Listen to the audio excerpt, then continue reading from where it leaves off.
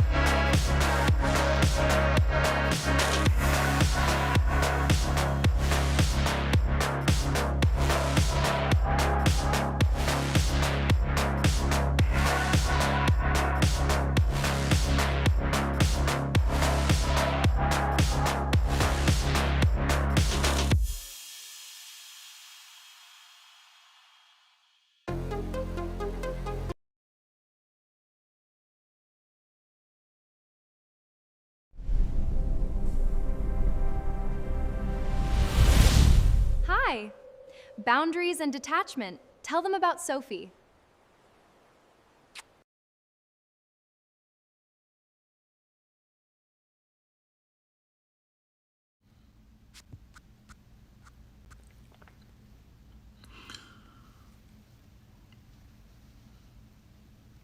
Okay.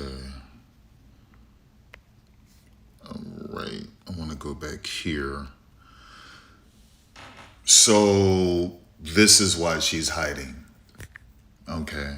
This is why she's hiding.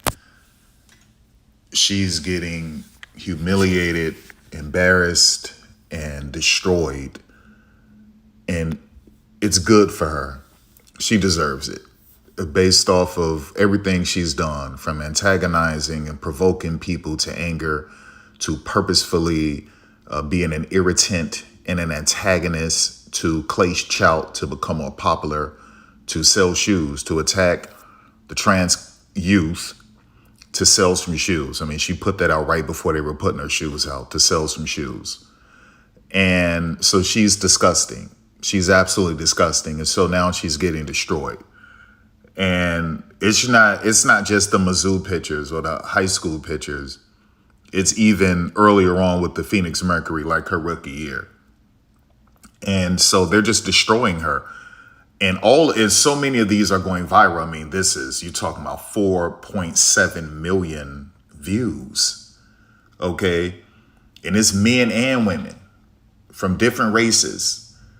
And so she's in hiding. She sees it. Everyone sees it. I mean, just this one alone has 4 million, pretty much 5 million.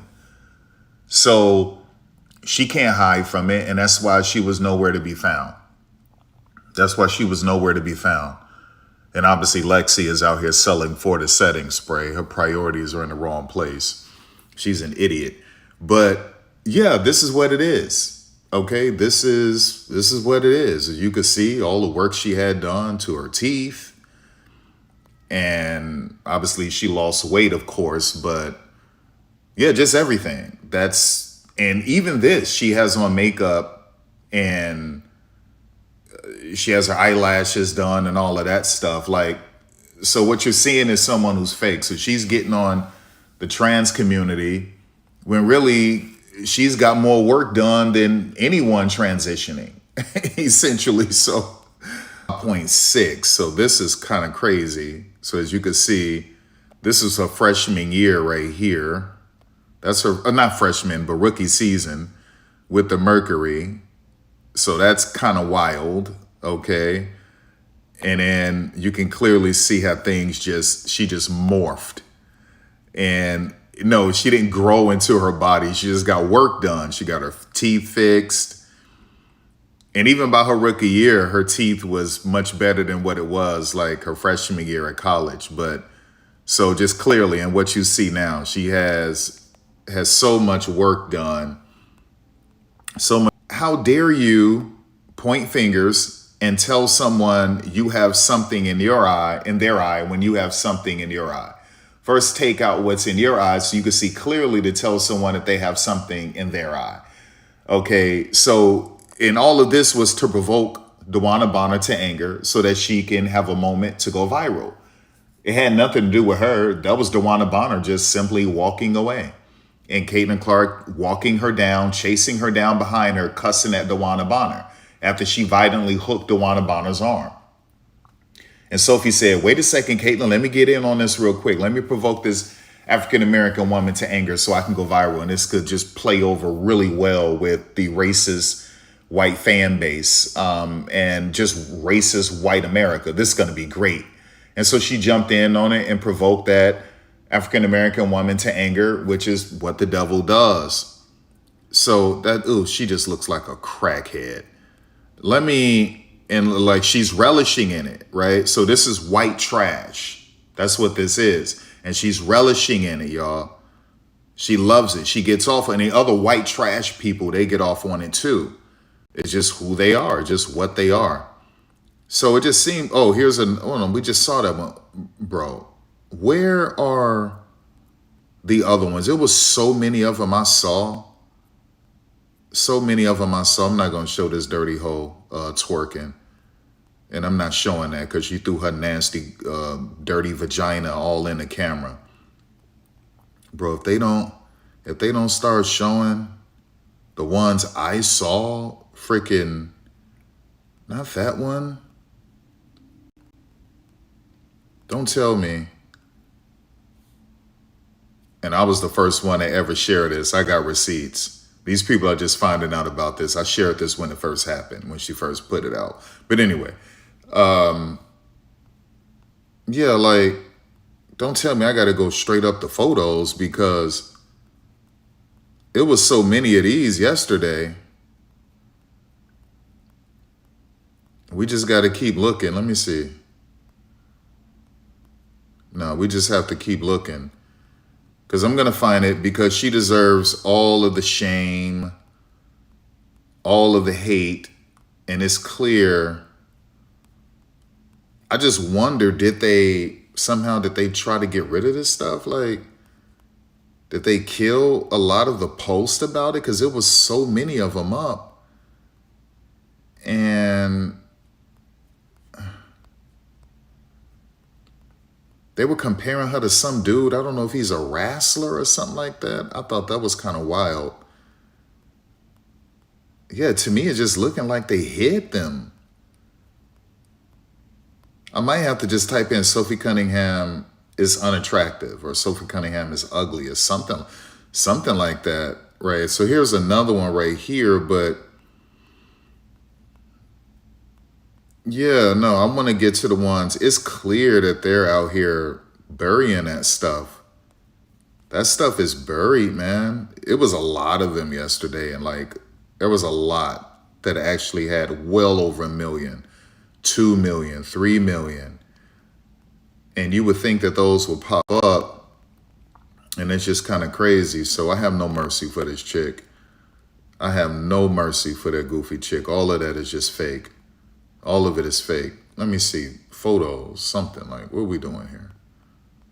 Yeah, we already saw his. Get to, okay, here's another one. But this isn't one that went viral, though. This isn't that. So as you can, this chick, no lips, and then she got a little bit of lips. Look at the nose, look at the nose. Just look at it. Look at all of that. Look at the shape of the face. Look at all of that. Just, this chick has so much work done. It's crazy. Crazy, y'all. Absolutely crazy. But okay, so it's clear. I may just have to go a little bit deeper and just do Sophie Cunningham unattractive, because that is clear that they're hiding those things. Let me see. Sophie Cunningham. Yeah, let's do trans. No, not that. Yeah, we already saw that one. Just like, okay, we saw that. Yeah, to me, she looks like a crackhead. Yeah, she just looks like a crackhead to me. Oh, man. Let's go to top. Okay, let me see. It's wild when I look at this because I see 2.8. She's almost catching Caitlin Clark, which is crazy. Because before she got traded to the Fever, I think Sophie only had, what, under 200K, if I'm not mistaken, or just over 200K. I'll ask Grok. Maybe she had, I think maybe it was 300K. I don't know. I know it wasn't. It couldn't have been 500K. It couldn't have been. But now she has 2.8. Wait a second. Let me see how many, because this chick stole Caitlin's clout heavy, man. Let me go to Caitlin Clark. Is she almost catching? Yo, she's almost catching Caitlin, y'all. She almost has Caitlin. She has 2.8. Caitlin has 3.9. Okay. All Sophie needs is 1,100,000 and some change, and she has Caitlin Clark. Okay. That is wild. That is wild. She clout chased Caitlyn so heavy. It then also made sure that she exploited others' trauma and pain and situations, and she provoked a lot of black women to anger in order to, get more clout. And so like that's what happened. But let me look at this. This is crazy. Oh my God, Sophie clout chased it heavy. Damn, she clout chased Caitlyn heavy. Let me ask Grok real quick, because as you can see, there's nothing. This is her selling that shoe 3 days ago, and used the trans community to sell the shoe. So she's in hiding. You don't see any stories. You don't see anything because she sees all of that. And that's just Twitter. Who knows what they're doing on Threads or what they're doing on TikTok. And they're embarrassing her. This stuff is going viral. They're embarrassing her. And so I'm pretty sure her agent, they're telling her just stay away for right now. Okay. Because you would have thought she would have taken advantage of that opportunity to go to the to go to Chicago for All-Star Weekend and to wear those shoes. You would have thought she would have tried to reach out to the Studbuds and go to some of these clubs and give the Studbuds a pair to wear. You would have thought she would have done that. But that's not what happened. And clearly it works because the Studbuds on Thursday, the Studbuds had over 1 million people who watched their live stream on Thursday. So Courtney and Natisha was talking about it on Friday. They said, man, we had over 1 million. And the dude who was driving it was like, that's crazy. He was like, she said, yeah, I know, that's crazy. So that's why Nike reached out to Caitlyn, and they were practicing with Courtney, and Caitlyn asked Courtney, would you wear my shoes? And Courtney said, yeah. She said, send me all the bright colors. And Caitlyn said, all right, I'm sending you all the bright colors. And that's when Atisha was like, hello, like, I want some.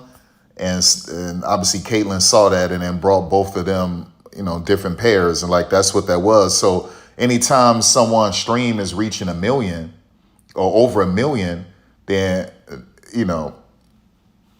Nike is like, go talk to her. Hell yeah, do that.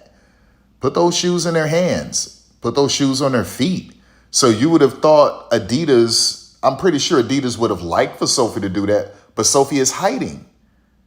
Because trans people buy Adidas too. LGBTQ plus people buy Adidas too. Black people buy Adidas too. Liberals, progressives, Democrats buy Adidas too. You're on the wrong side of history, Sophie. You're on the wrong side of the future. You're on the wrong side. Okay? The future is about inclusivity. It's about inclusion. It's about love. It's about unity. That's the future. Okay? It's about acceptance. Now, it's also about making sure that you're on the right side with God as well. But God isn't with bullying. He isn't with terrorism. That's not what he's with. Okay, he's not with a person exploiting others to benefit. That's not what he's with. So, yeah, although God is against homosexuality, God never told you to bully and terrorize these people, to exploit these people, to use these people. Okay, because you're not perfect. You're also a sinner.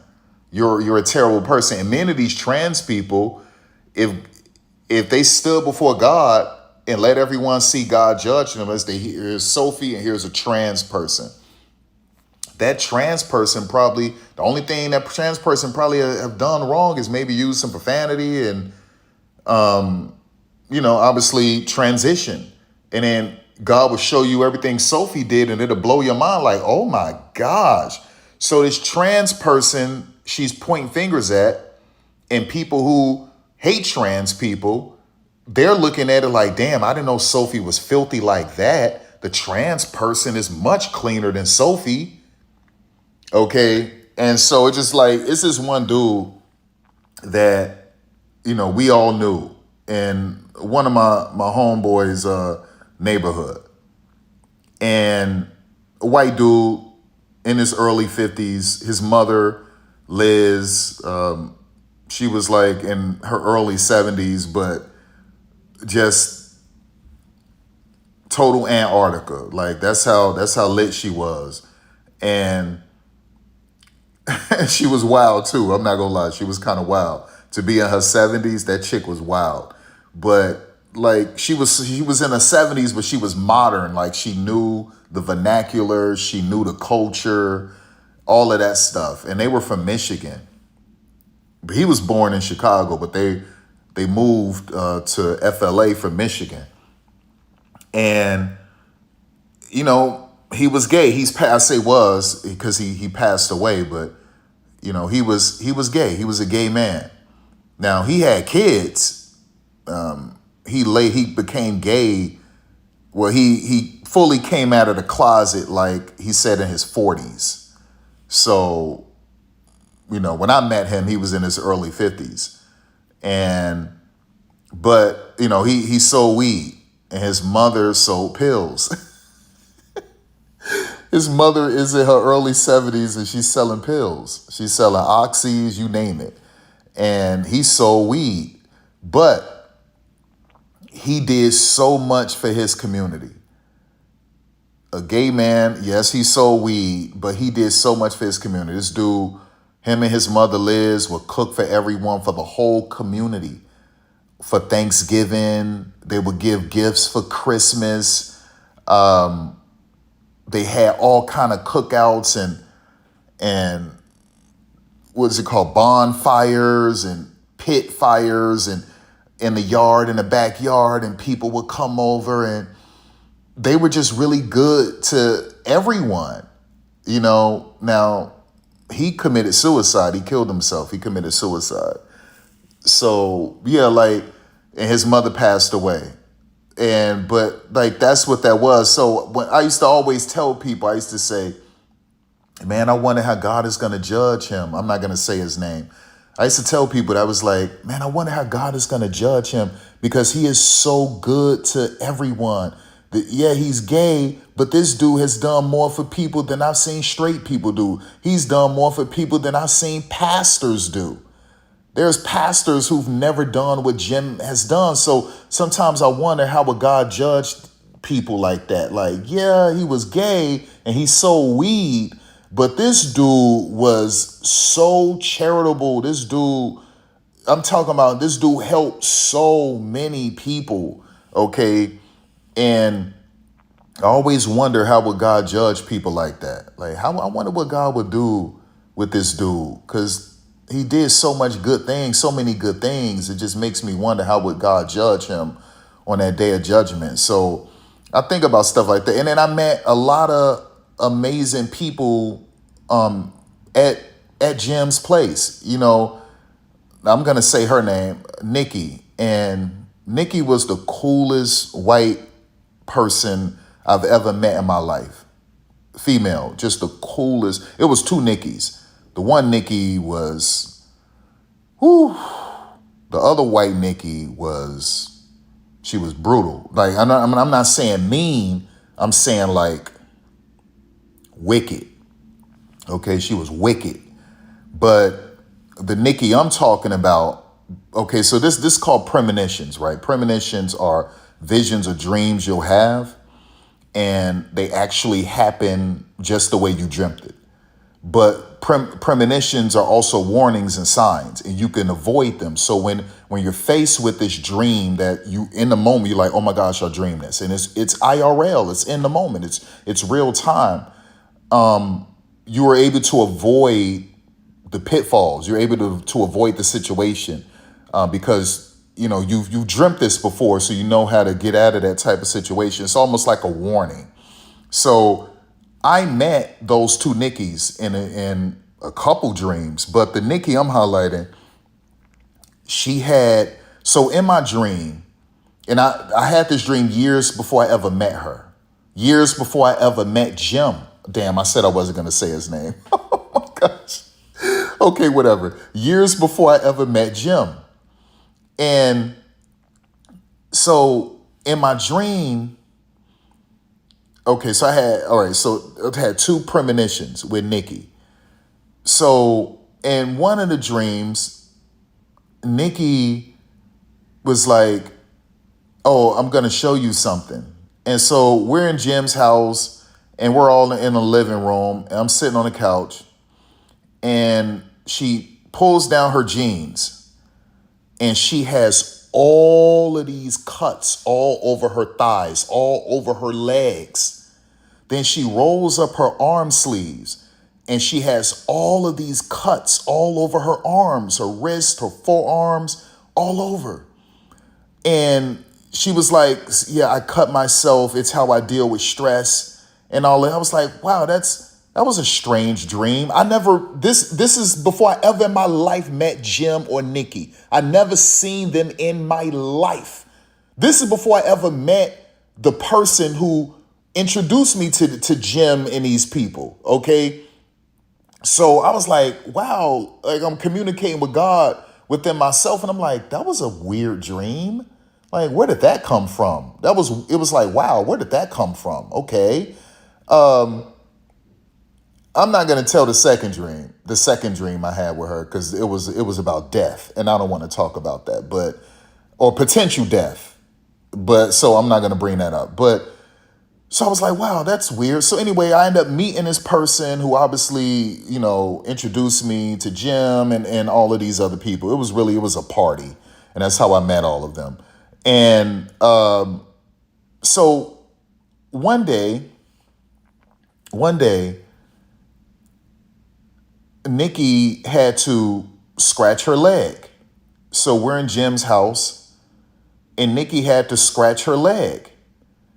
And then she pulled up her pants and she had all of these cuts all over her bottom leg. I was like, oh, because Nikki always wore long sleeve shirts or long johns under a t-shirt, the long john shirt, even in the summertime.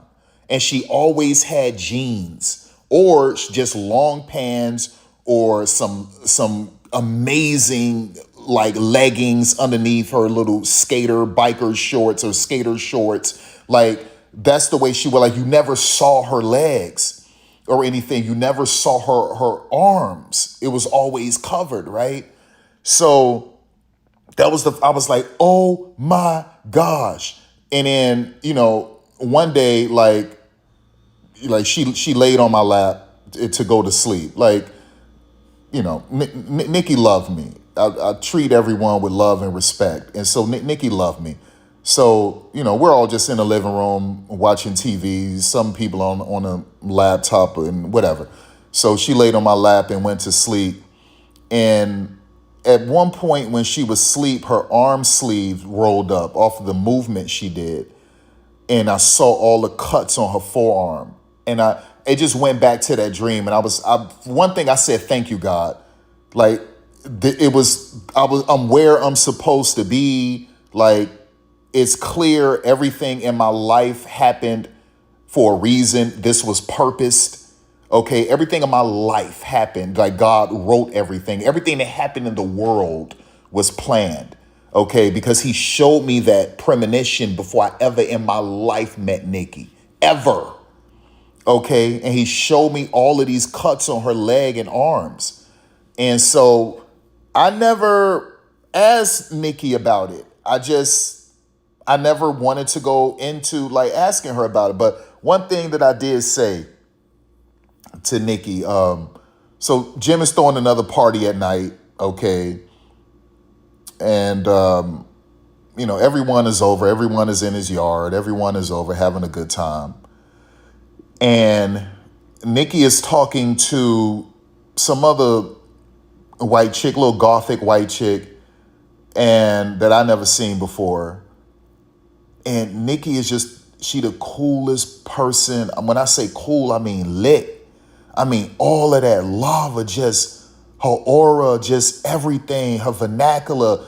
She a trendsetter, just everything. That's the coolest, really just one of the coolest people I've ever met. And I'm like I'm sitting at the table and I'm just looking at Nikki and how she talking to the goth girl and how she moving and this chick Nikki's so cool, man. So I just walked up to her and I said, isn't she like the coolest person ever? And she said, yes, I tell her that. And Nikki just looked at me and with this smile and this light in her eyes. But I've already seen her with the cuts on. So this was genuine, me saying this to her, but it gave Nikki confidence. It made her feel good. Clearly, you're cutting yourself because you're going through a lot. I never asked her about her past. I never did that. I saw the cuts. I never questioned her past. None of that stuff. I just to me, she's just the coolest person I've ever seen. One of the coolest people that I've ever seen in my life. And she was just talking and her gestures and her movements. And she was talking to the goth girl. And I was like, man, this chick is so cool, y'all. She's so cool. Like, that chick's so cool, man. And so just the light in her face when I said that. And she was like, yeah, I tell her that often. This chick right here. But yeah, so anyway, premonitions are real, man. Premonitions are real, y'all. But I'm bringing all of this up to say, like, Sophie, you got to get things right because you can't be pointing fingers at these trans people or the LGBTQ community in general and using them for your own gain. That's not right. Because on that day of judgment, if God would just let everyone see how he's going to judge you and a gay person or you and someone from that community and show everything you did and didn't do and show everything they did and didn't do and display it for everyone, you will come off probably more filthier than they would. And it would shock everyone. Like, I would have thought they would have been more filthier than Sophie. Sophie is filthier than all of them. Okay. But yet she's pointing fingers, and then she has three fingers. You know how that goes. So yeah, it was so bad she had to hide. She hid. Sophie hid, y'all. Every day Sophie has an IG story. Where's the IG stories? Clearly, her PR team, her agent, they told her no. They told her no, stay away from it. Let it die down. Let it die down a little bit, or just wait for the season to start again at the All-Star break, and then like start posting things. And maybe Sophie is filming a commercial too. Okay. You never know, but she's taking a lot of heat, man. Sophie is taking a lot of heat. She's taking a lot of heat. So as you can see, like, there's nothing. There's no IG story. I do want to show you Lexi Hall real quick. Lexi, man, this chick. Lexi priorities are not in the right place, man. Ever since she got lit. Yeah, Lexi, finally, she's about to get 500K, but let me show you what Lexi is doing, y'all. And I'll show you Monique Billings. Because Monique Billings is, if you're gonna miss Chicago and you're not gonna be a part of All-Star Weekend, right, or you're not busy with your family, or you did a quick vacation like Cody McMahon and went to Miami or something like that. If you're not going to do that, then you probably should be either resting, recovering, training, or doing something for your team. Okay, community work, all of that type of stuff. And that's what Monique is doing. So, but Lexi is selling Forta.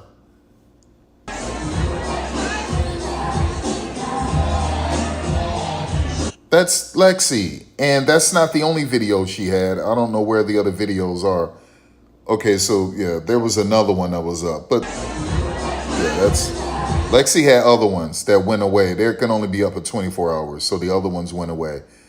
But yeah, so like, okay, so this was a day ago. Right. So yeah, but that's Lexi, man.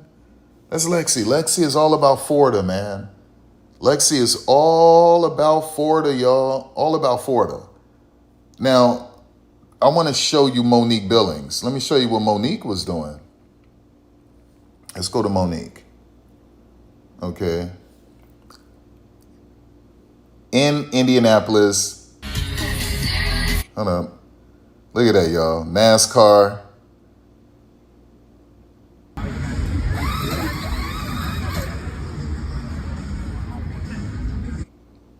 Right, just, that's what Monique is doing. Out there, helping to get the fever out there, building relationships, and doing other things.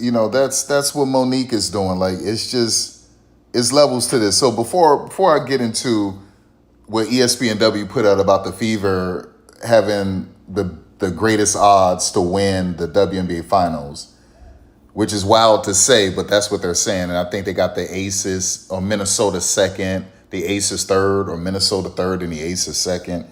Before I get into that, let's ask Grok something, because I have to find this out. I need to know this. How many IG followers did Sophie Cunningham have before being traded to the Indiana Fever? Let's go. I want to make sure I get the right number, because she's almost catching Caitlin Clark. She's real close to Okay, I knew it. Around 350,000 to 473. When I checked, that chick had over 300,000. I didn't see 400. I saw over 300,000. So, yeah. And it's the same with TikTok. I think TikTok, she was good. I think she had like 250,000 on TikTok or something like that. Let me see. Let me just do TikTok. Let me see.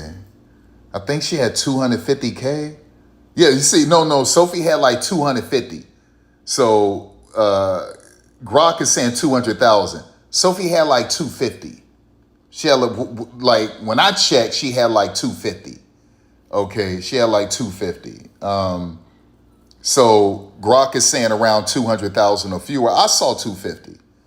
Okay, right. So and now we see that she's in what Sophie has how many now? She clearly has well over 1 million right now. Okay, so all of this is because of Caitlyn. When I checked her IG before the trade, Sophie had over 300,000. And she now has 2.8 million. All of this is proximity to Caitlyn, clout chasing Caitlyn and doing everything she could to go viral. Anything to go viral, that's what Sophie did. She is a terrible person right now. And she's on a pathway to HELL in the afterlife, spiritual prison, to be tormented for all eternity if she doesn't make a change. She sold her soul. So far, her soul is for sale. And that's what it is. So just think about this. Let me see. How many IG followers does she have now? Not IG followers, TikTok.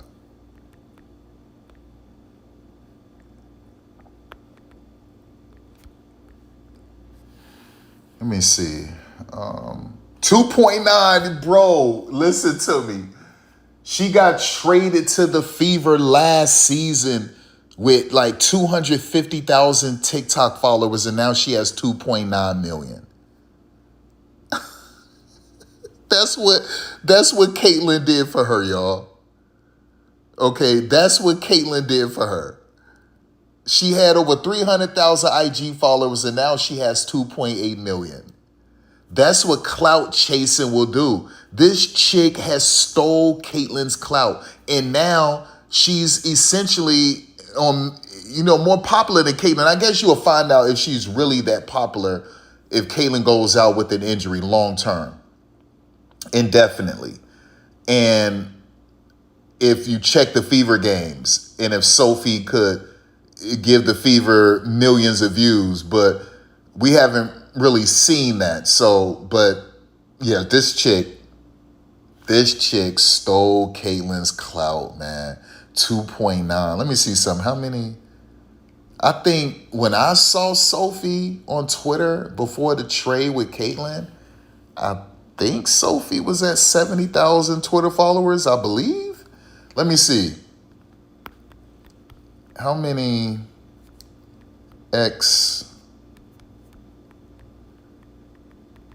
Twitter followers did she have before, come on, baby, being traded to the Fever?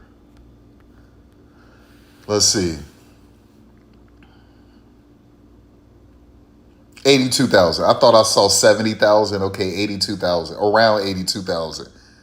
How many does she have now? Oh, now she has over 400, 500,000 plus. This chick has around, 500,000 now. Just think about this. Before she got traded to the Fever, Sophie had around 82,000. Now Sophie has around 500,000. Let's just go real quick. Let's just do this. Let's go to, I know it's called Soph. Let's do that. Soph. All right, here it is. 548,000. 548,000. And she started out with 82. Does she have Caitlyn? Wait a second. Let's go to Caitlyn. Oh my gosh. Did Sophie pass Caitlyn Clark? Yo, she almost got Caitlyn. Caitlyn has 621. And Sophie has 548. Like, this chick totally stole Caitlyn's clout. How many TikTok followers? Let's see this. How many TikTok followers? Come on. TikTok followers does Caitlyn Clark have?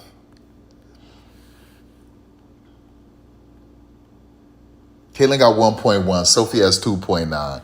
Y'all, come on, that's crazy. That's crazy, y'all. That is crazy. This chick saw the opportunity. She was going to do everything she could to get to the Indiana Fever, to attach herself to Caitlin Clark, to use Caitlin Clark's clout, to blow herself up. And that's exactly what she did. And then she made sure that she will find any moment to try to go viral. Anything she could do to go viral, whether it's something she will post, say, or do to try to go viral, to boost her brand.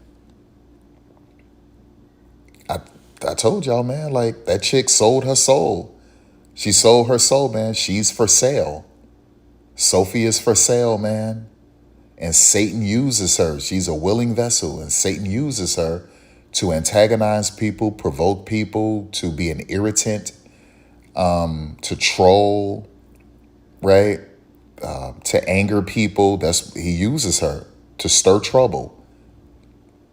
And her reward is popularity, fame, and some money. And she's willing to sell her soul for it.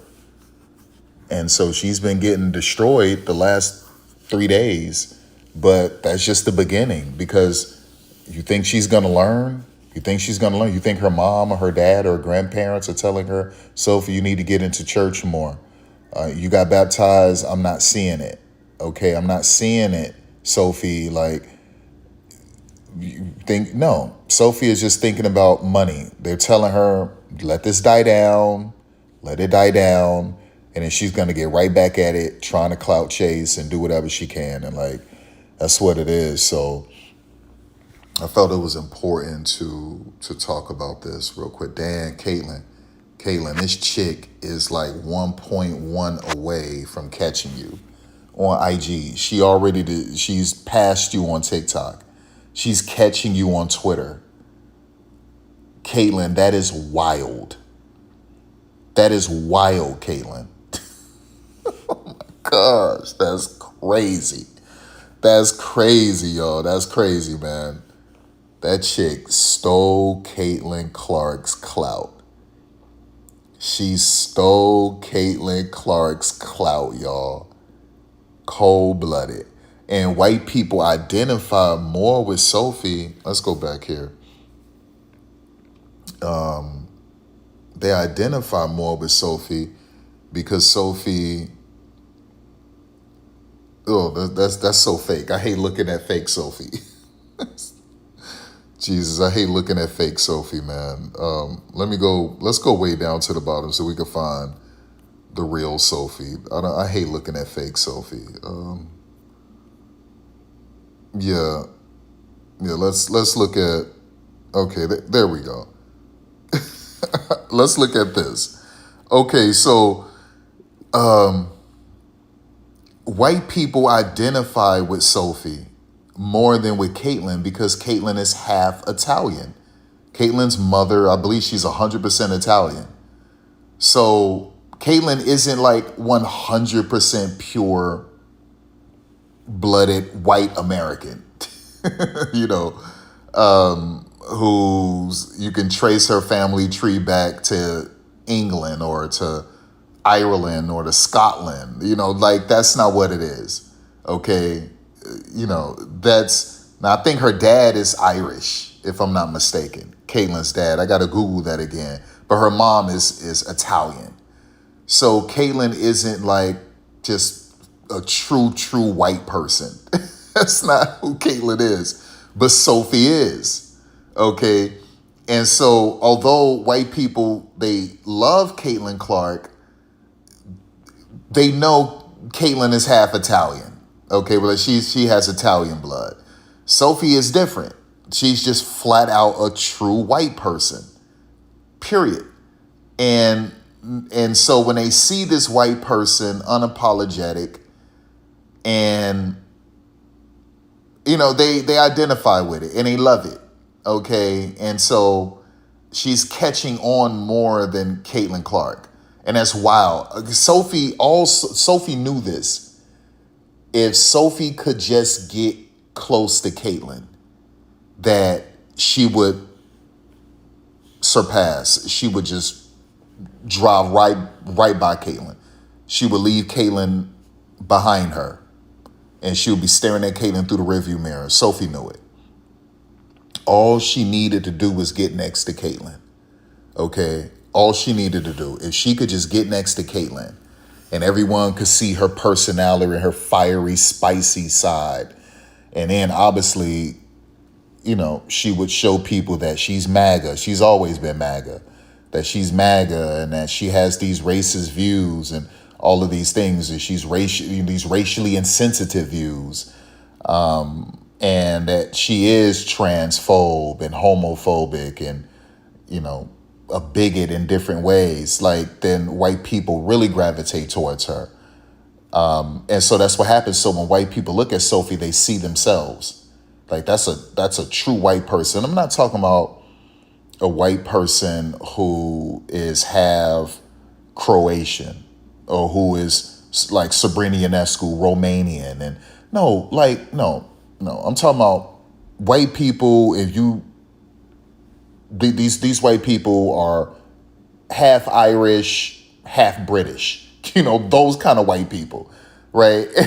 So, like, it's just different kind of white. I'm not talking about a Carla Late. Like, I'm not doing that. We're not talking about a Carla Late type or someone who's white with French blood. Like, no, like, Sophie is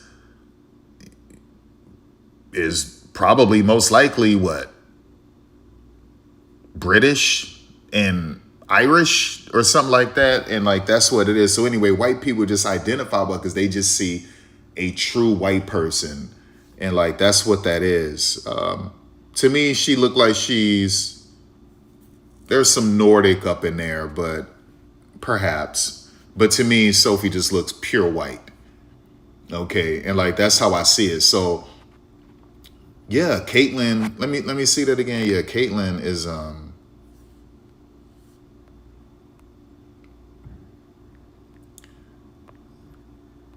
Is Caitlyn, I know the answer to this, but mother,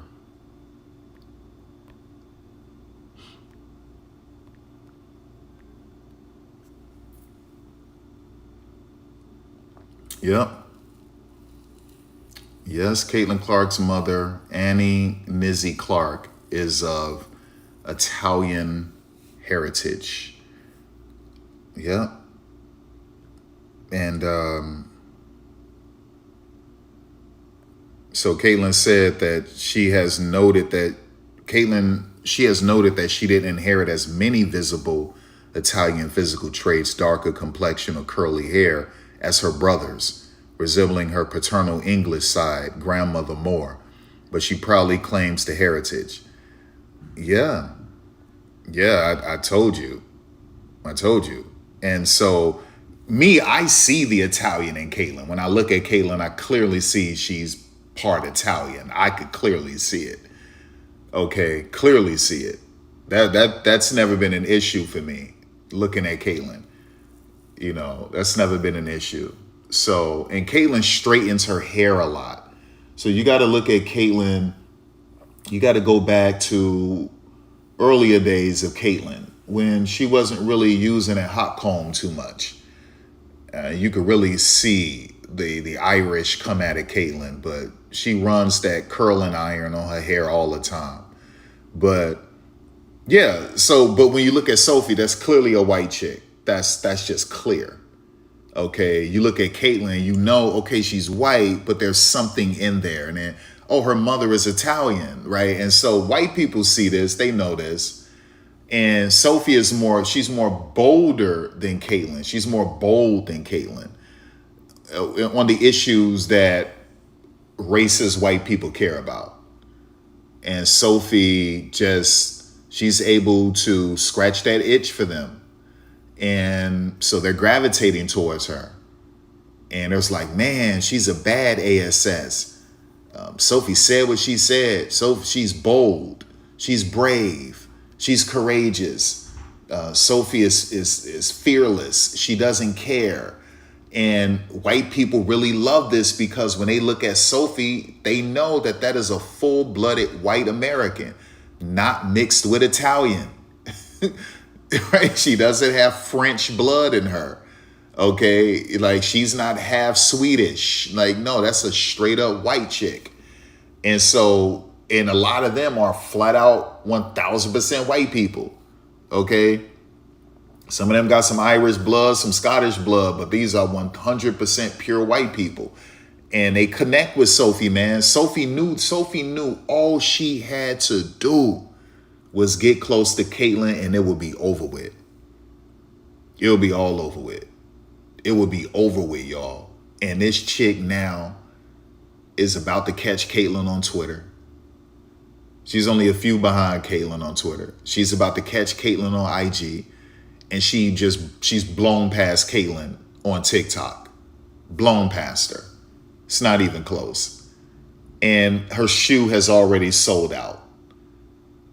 And it's Nike, one of Nike's biggest competitors, Adidas. This is wild, y'all.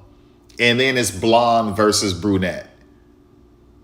It's blue eyes versus green eyes, because Caitlyn has green eyes. They almost look amber, or brown, but they're green. So it's blonde versus brunette. It's blue eyes versus green eyes. Okay. It's more pale skin. Well, Caitlyn is pale, but you get what I'm saying. It's someone with no Italian blood in them. And I want to let you know, like, white people treated Italians terrible. But so that's just what it is, y'all.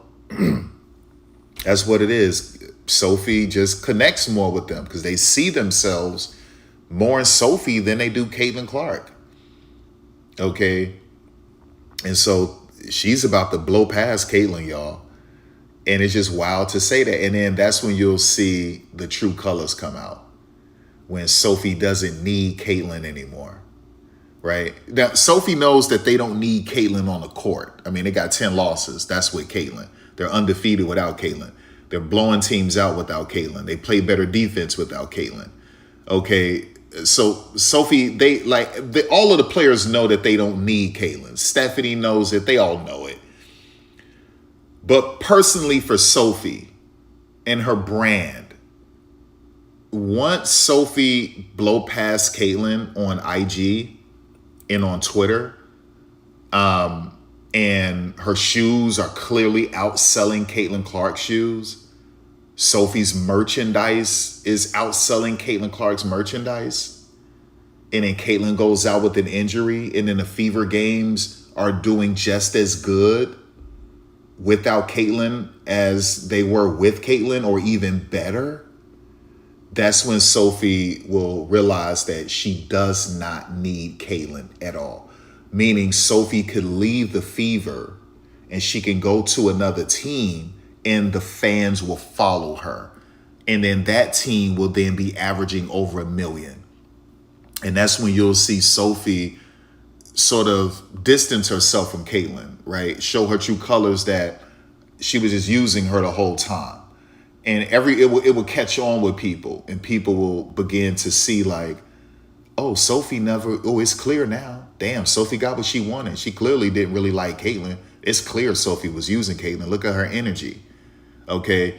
And so like, that's what it is, right? I'm just telling you. I'm just telling you what it is. Once she realizes she doesn't need Caitlyn anymore, you're going to see the true colors. Now, maybe she'll still try to keep Caitlyn a little close, but yeah, like that's what it is. She's just waiting on that moment. She's waiting on that moment. She doesn't need Caitlyn anymore. He doesn't need her anymore. You understand? And white people in America and really around the world love to support stronger white people who share their values more than a weaker white person who takes pics with Barack and says that's something she'll remember for the rest of her life. And Barack doesn't share their values. Barack doesn't have conservative values. Okay. And like, that's what it is. I mean, Barack lit the White House up in the LGBTQ flag colors. Right. You know, like that's what it is. So Barack did more for the LGBTQ community than he did for rural white America. And so, like, that's what that was. So he doesn't share their values. But here's Caitlin Clark posing with Barack. And yeah, like, that's just what that is. So, but Sophie isn't going to be posing with Barack. Now, I'm not saying Sophie wouldn't, be cordial and civil, but Sophie isn't doing that. If anything, you'll see Sophie with Donald Trump. I mean, she voted for Donald Trump the first time. And I'm pretty sure she voted for him this time too. But so you'll see Sophie with Donald. You won't see Sophie with Barack Obama. And she knows this. She knows it. She knows it. Lexi Hall is so happy she didn't have to take a picture with Barack. Right? I personally believe Lexi voted for Donald Trump. That's just me. I think Lexi voted for Donald Trump. But yeah, like, that's just what that is, man. Sophie, she's real.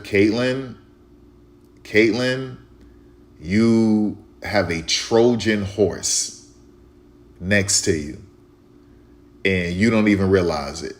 And once she blows past you on all fronts, except for stats, now she'll blow past you with 3-point shooting, but I'm not talking about just points per game and assists. No, just like, once Sophie blow past you, Caitlin, you're gonna see her true colors, and that she was using you the whole time. Okay, and maybe she'll keep her enemies close and still show you some love, but it's fake love. It's just to make sure that she has some sort of a safety net, that she doesn't completely burn that bridge. She's using you. Chick, man. It's just, I had to point that out, man. This chick is about to blow past Caitlin, y'all. This chick is about to blow past Caitlin Clark. That's crazy. That's crazy to say, but that's what's happening.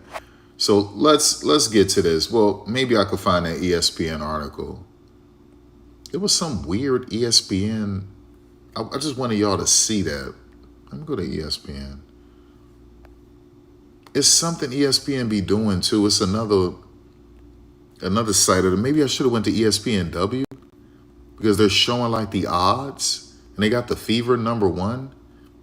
Let's do that. Let's go to ESPNW. Was it ESPN Wide World of Sports? It was one of these that showed. Let's keep going.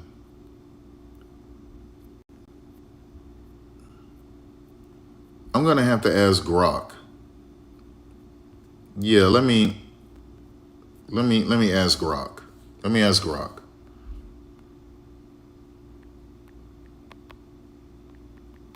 Where's the ESPN? Come on, baby. Post about the Fever having the best odds of winning the WNBA Finals.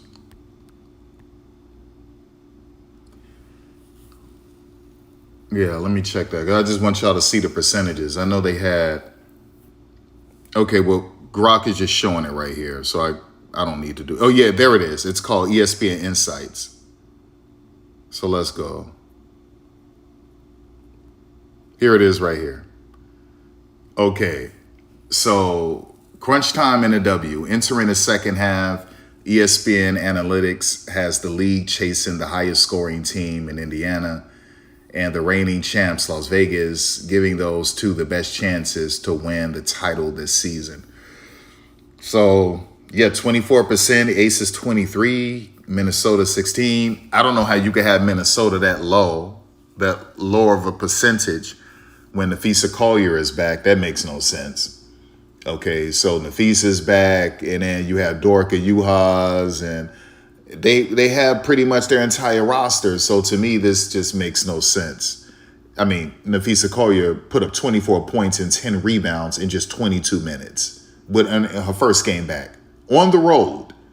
22 minutes, she put up 24 points, 10 rebounds. Shot an amazing field goal percentage and was 38% from deep. Okay. She had no turnovers and I think it just 2 fouls or something like that in 22 minutes on the road. So the fact that this woman gave you 24 points and 10 rebounds on elite efficiency in just 22 minutes, and somehow you think that Minnesota is only 16%? They're number one in the league in standings, and now you add Nafisa back, plus you got Dorka Juhas, and make it make sense, y'all. I mean, come on, what are we talking about? Like, this is crazy that you have Minnesota with just 16%. That makes no sense to me. And you got New York with 15%. Why? Like, at this point, this is stupid, right? To me, this is about popularity. It's about bias. This is lazy. I don't care anything about your little BPI. This means nothing to me because New York is trash right now. Now, maybe when Leone Fibish gets back and Satu Sabli, then it would make sense. But the chemistry has to be there, okay? You could bring them back, and if the chemistry is off and it's funky, it's going to be a problem. But, yeah, I can see New York having a greater percentage when Satu gets back and Leone Fibish.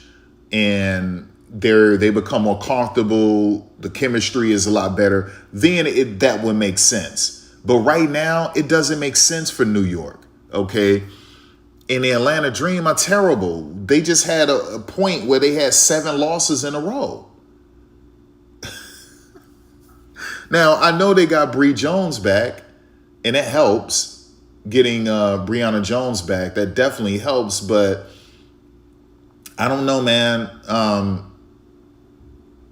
Right now, I'm not trusting it. Atlanta, I'm not trusting it.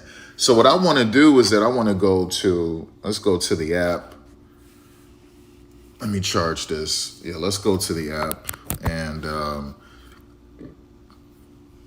Flau'jae little brother said that the WNBA All-Star game was slow motion.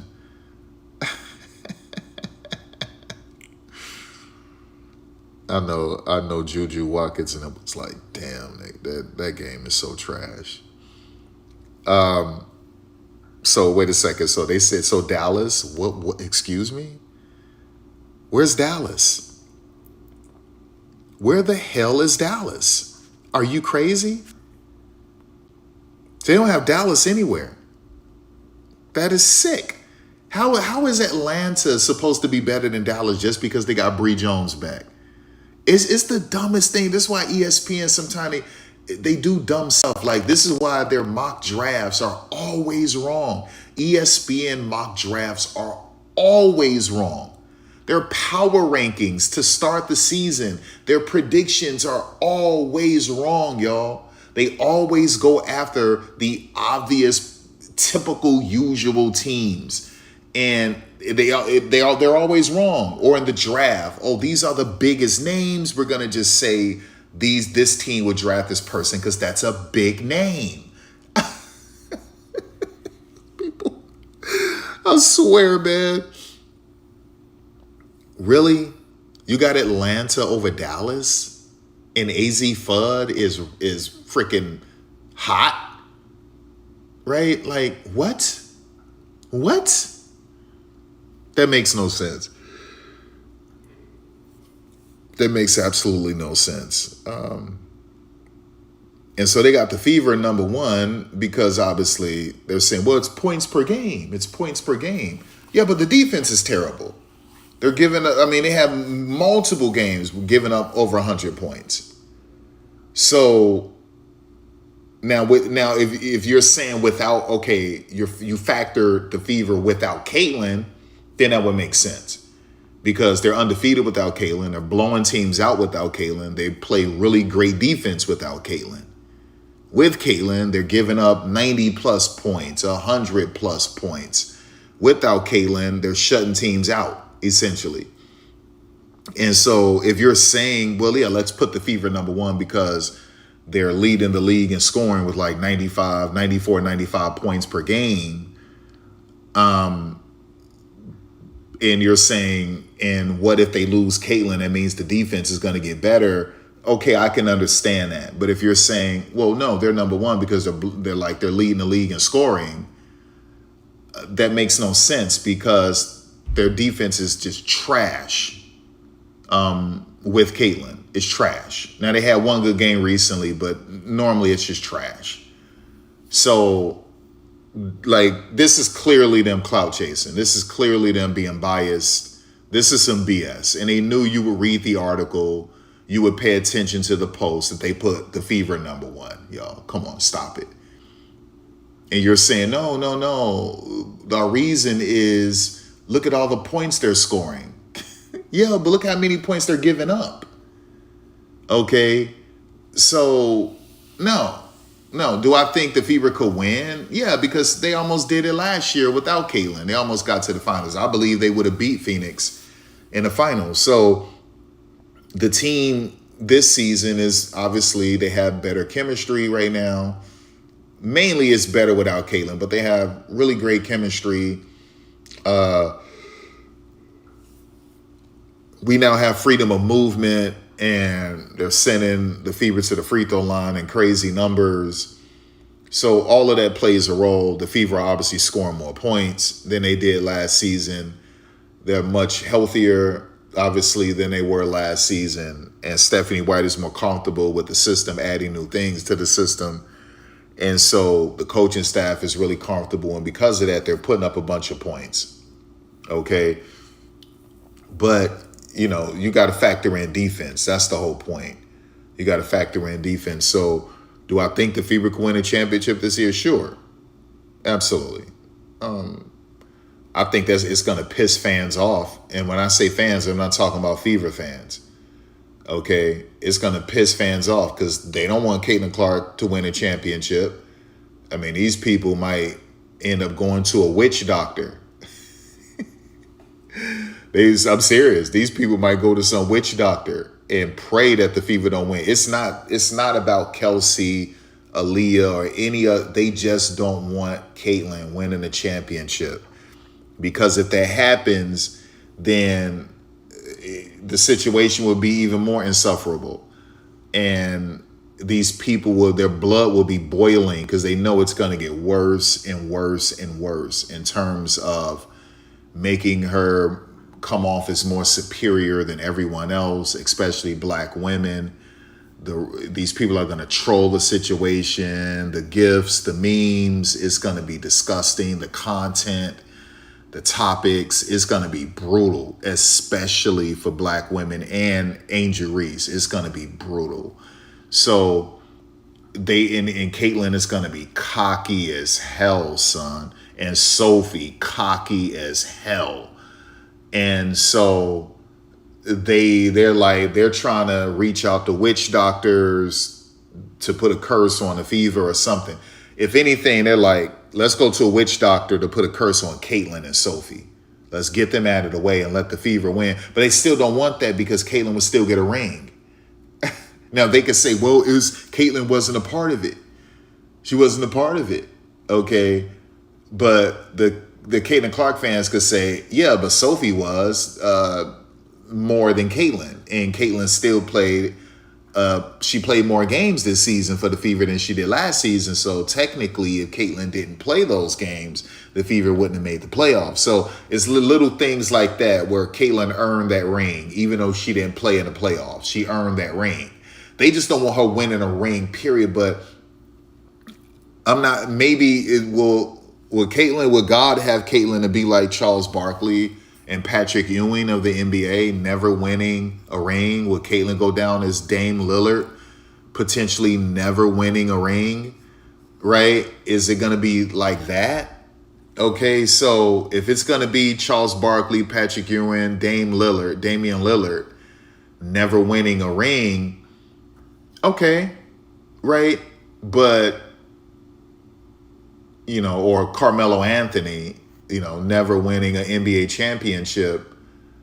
Yeah, I mean, that's just what it is, man. So I'm bringing it up to say, listen, I want my Fever to win a championship. And if Caitlin is holding up a trophy in a ring and wearing freaking goggles, ski goggles, and Oakley ski goggles with freaking champagne being poured all over her. It is what it is. If Sophie is just inundated in champagne, right? It is what it is, man. I got to get my Fever a championship. I'm just saying. So I want my Fever to win. But so I don't know how long you could try to hold them off. It's going to eventually happen. I think what they don't want, they don't want it to happen while Sophie and Caitlin is on the team. So maybe they're hoping Caitlin leaves, but Kelsey Mitchell yesterday was sounding like she's not going anywhere. She said her and Caitlin will play together for more years to come. So it's looking like Kelsey isn't ready to leave Caitlin, and Caitlin didn't object. I didn't see anything with her body language or anything like that, her energy where she objected. She was happy that Kelsey said that. So, I'm just saying, I don't know how long you could keep hating on her. Listen, if you're going to hate on her, keep hating on her. It is what it is. She's doing things that's causing division and horrible. She's a terrible person, y'all. And so too is Sophie. But at some point, the Fever are going to win a championship. And it's looking like they're going to end up being on the team. So, listen, by affiliation, by association, they're going to win a championship, y'all. I know it's going to be brutal. It's going to piss everyone off who aren't Fever fans or Caitlin and Sophie fans, but it's just going to happen. It's going to happen. So it is like, you might as well just get it over with and just tell Angel, step it up. Okay? Tell Angel, if the Fever win this year, that means Angel has to, next season, she needs a three-point shot. Her ball handling got to be elite. Her efficiency has to be elite. She has to stop looking like she's playing basketball for the first time. You know, so if anything, just tell Angel Reese to hit the laboratory up. You're like, seriously. And come back for the 2027 season looking like a real pro basketball player on offense, where it doesn't look funky. It doesn't look like she just learned how to play basketball a week ago. Right, so it's the same with Camila Cardoso. At least Camila Cardoso was looking more polished than Angel. But Angel just looked, you saw the All-Star game where Asia Wilson wasn't even trying to, well, she claimed she wasn't trying to block it. I don't believe it. But that looked like someone who was 7 years old. Like, to me, Angel looked like a 7-year-old girl who, this was her first time attempting a close shot at the rim. I swear to God, go watch that video. And it looks like that was Angel Reese's first time ever attempting a shot at the rim. To me, she looked like a 7-year-old. And then she trips over her own shoe, her own foot, and then falls on the court. And just looks, it was a joke. And I told you, it was like the devil put Angel Reese in the league to troll basketball, to make a mockery of the sport, to desecrate the sport. I mean, her game is vomit. It is so disrespectful to the sport of basketball. It's disgusting. I hate it. I've been telling y'all this. First of all, I'm the first one who called it out in college. All right, but I did say what's transferable would be her rebounding and defense and her 50-50 phase. I said that. That's going to translate to the WNBA. Her offense is pure trash, and it's an embarrassment to the sport. I said that in college. And I've been saying it every year. It's like the devil put Angel Reese in basketball to troll the sport, to make a mockery of it. It's disrespectful to the sport, Angel Reese. I'm speaking about offense. Now, her defense, her rebounding, the 50-50 phase, the hustle phase, lovely. Offense, troll job. Complete troll job. She's trolling basketball. The devil is using Angel to troll basketball. So if the Indiana Fever wins this championship this season, yeah, you're going to be pretty pissed, because Caitlin would have won the real championship, not some unrivaled crap. Caitlin would have won a real championship, a professional championship before Angel Reese. Don't give me this unrivaled crap.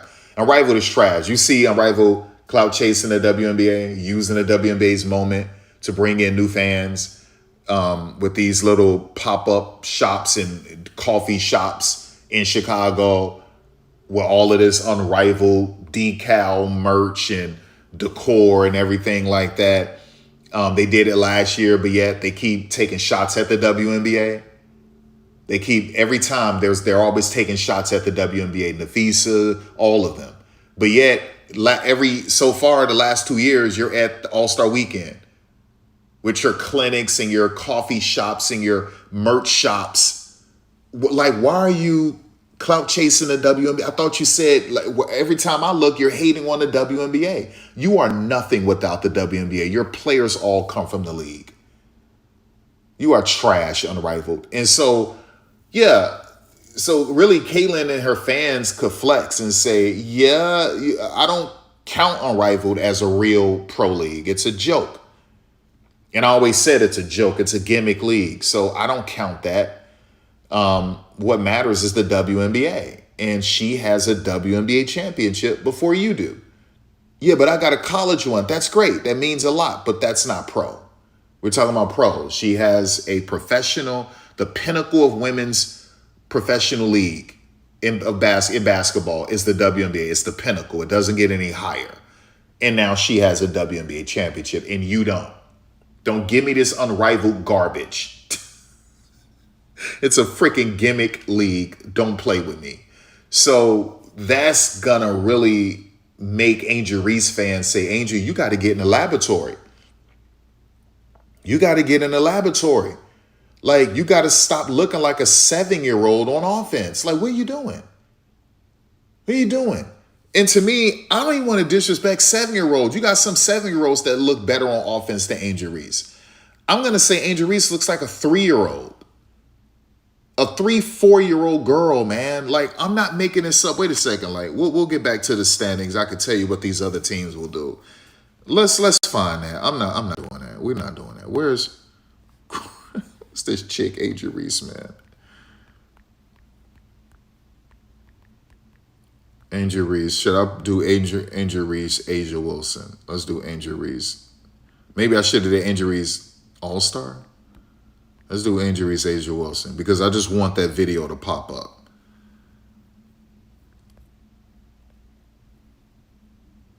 Oh my gosh. Look, y'all. Look. Just look at, okay, so let's look at this one. Wait a second. Like, how do I mute this? Oh, here it is. All right. Where's the quality?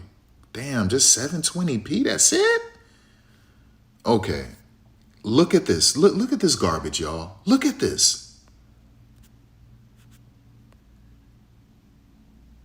What? Oh, come on, man. What? Come on, y'all. The devil is trolling basketball through Angel Reese. Angel Reese is a troll. The devil uses Angel Reese to desecrate the sport, to piss on the sport. That is disrespectful to the sport of basketball, y'all. That right there was a 3-year-old girl. I've seen 7-year-old girls look more polished than Angel Reese on offense. Look at that, y'all. And what's wild, this is an exhibition game and they're not even playing defense. Now, I think Asia Wilson lied. She lied and said, I wasn't even trying to block it. That's a lie. Okay, but look at this again. That's the devil trolling the sport, desecrating the sport. Come on, son. Come on. And here she's about to trip over her own foot. Just a joke, a clown, an absolute clown, a clown, y'all, a freaking clown emoji. What are we doing here? I've been telling y'all for years, the devil put Angel Reese in the sport of basketball to desecrate the sport, to troll the sport. She is disrespectful to the sport of basketball on offense. Defense, she's fine. Hustle plays, she's fine. Rebounding, she's just fine. Offense, troll job. 1,000% troll job. It is completely disrespectful. And her fans are somehow trying to make her a victim. And really, Angel Reese is a Karen. Caitlin Clark is a Karen. Angel Reese is a Karen. They're both Karens. Angel Reese is a black Karen. Caitlin Clark is a Caucasian Karen. She's a white Karen. Like, that's just what that is. They both whine and complain and cry. Angel Reese is crying at post pressers and looking for sympathy. And I just wanted a team. They just love me. I feel so much love here, chick. Of course you wouldn't feel love in Chicago. Why would they love you when you threw all of them underneath the bus and pretty much said they were all trash? You needed new teammates. And then you quit on the Chicago Sky 2 years in a row, and you quit multiple times on the Chicago Sky last year so you could make money wearing designer merch. And I went and did the research for you guys, okay? Some of these designer brands would pay pro athletes $85,000 to sit out a full game, okay? Wearing their merch from head to toe. And sometimes they'll give them $35K for tunnel fits. Okay. And sometimes they'll pay them in merch or money or even Bitcoin. Okay. And then other times they'll give them both. They'll give you money and the merch. And that's what it is. So I made sure I did that research. So you saw Angel quit multiple times last year while attending these games from head to toe in designer, whether it was Christian Dior, whether it was Louis, whether it was Gucci, you name it. That's what she did from head to toe, including her bag, including the bags she was wearing. And she's jumping up every time one of her teammates score a high five away. You just said your back was injured. And why are you sitting courtside if your back is injured? Shouldn't you be in a suite? Shouldn't you be in a club seat somewhere? What are you doing? Right? Someone can fall into the bench, into the seats, and land on you, and you could fall out of your seat and hurt your back.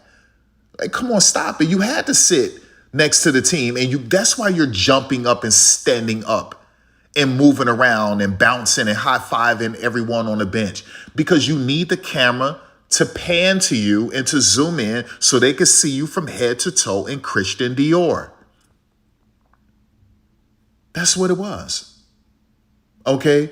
She quit on the Sky multiple times last year before she quit on them for good, because she didn't want to accept the disciplinary action of you throwing all of them underneath the bus. Okay.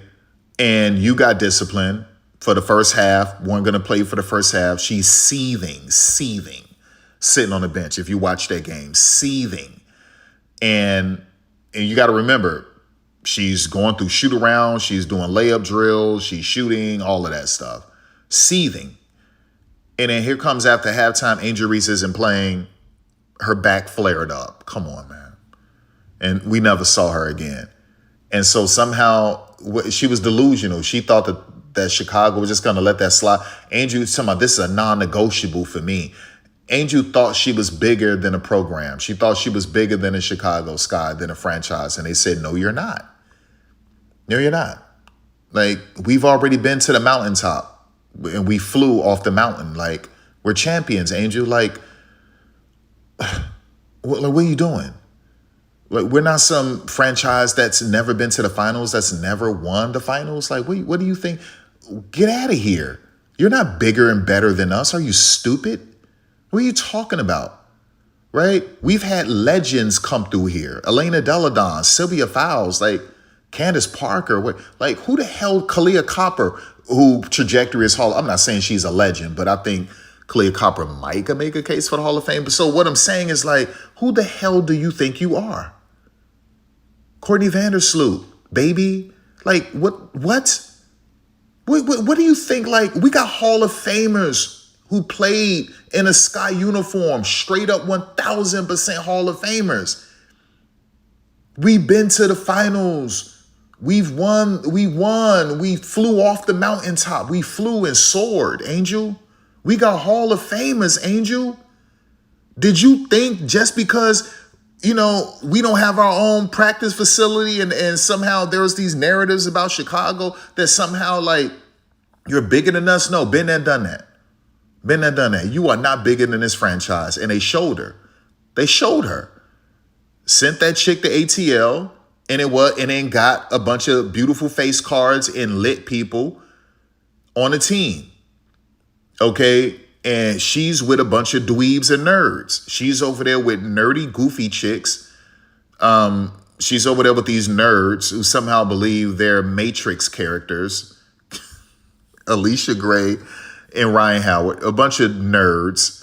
Tahina Powell, another nerd. Just a bunch of goofy dweebs. Brianna Jones, a nerd. Just dweebs. She's over there at ATL with a bunch of dweebs. Okay, and like that's just what it is. And Chicago is where all the lit people are. They're struggling, but that's where the lit people are. And she knows it. You think she didn't want to be one of the baddies? Right? With Skylar and Dejanay and Rakia and Camilla. Like, you think she didn't want to be a part of the baddies? Of course she wanted to be a part of the baddies, but it just didn't happen. And so now she's over there with the nerds, the dweebs, the dorks, the Poindexters, the geeks, the doofuses. The chicks with the thick freaking glasses and the weird, ugly braces, and the chicks who eat glue and eat their own boogers. Like, come on, what are we talking about here, man? Like, that's what it is. And I just wanted a team to accept me and to love me. Well, Chicago was doing that for you, and then you threw them under the bus because you thought you were bigger than them. And you quit on them 2 years in a row. And we're done with you. It's like, it's not worth it. We love the rebounds and the defense, but that chick trash on offense and she's a headache. We just don't need it. Yeah, but I did some good stuff in the community. Yeah, and they all do great things in the community. You're not the first person to do big things in the Chicago community. You're not the first, and you won't be the last. Her fans thought she was bigger than the program, and that's just not true. So she's a Karen. They're enabling her to be a Karen and to be delusional. And just the way Caitlin Clark fans have enabled her to be a Karen and delusional. Okay? And so, like, that's what that is. Like, this chick is a troll. Can I get something with some? Let me see. Oh, I don't want to listen to this chick. Asia Wilson is a devil. She just disgusts. Oh, gross. All right, let's go. Come on. I want to blow this up so I don't have to see her, Asia Wilson at the top. Look at that. Well, come on. Did y'all just see that? Look at this. Come on, man. Come on, son. Come on, son. Just disrespectful. Just disrespectful, y'all. I mean, that's disrespectful.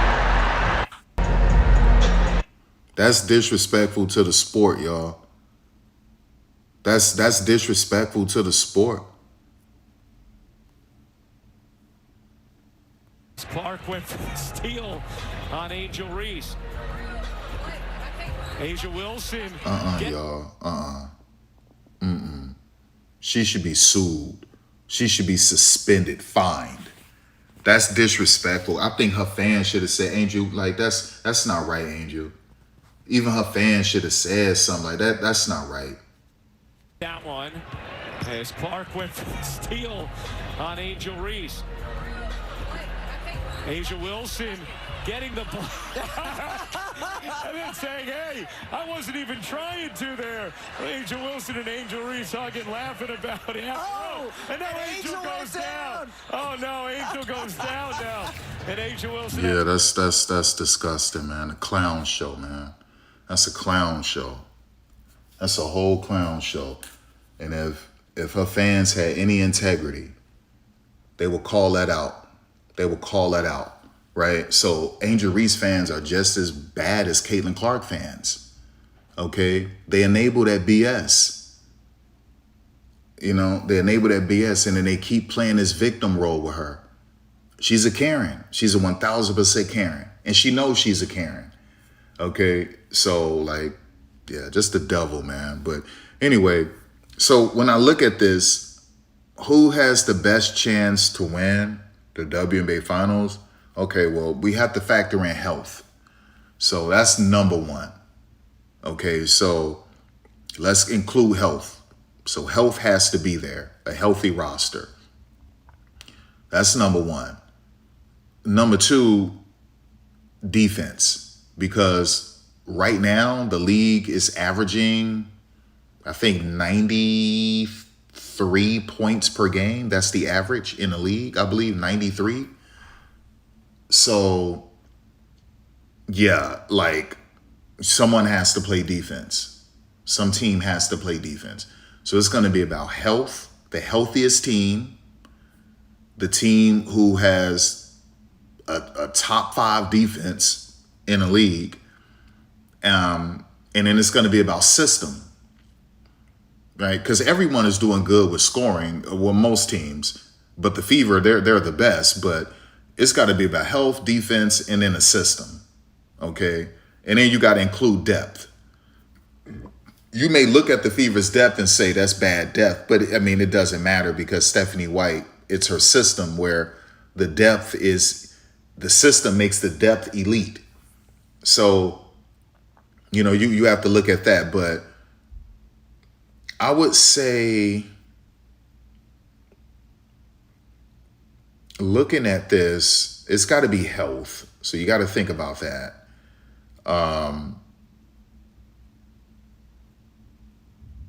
Yeah. The Fever are just fine without Caitlin. So if Caitlin goes down, they're fine. That's not an issue.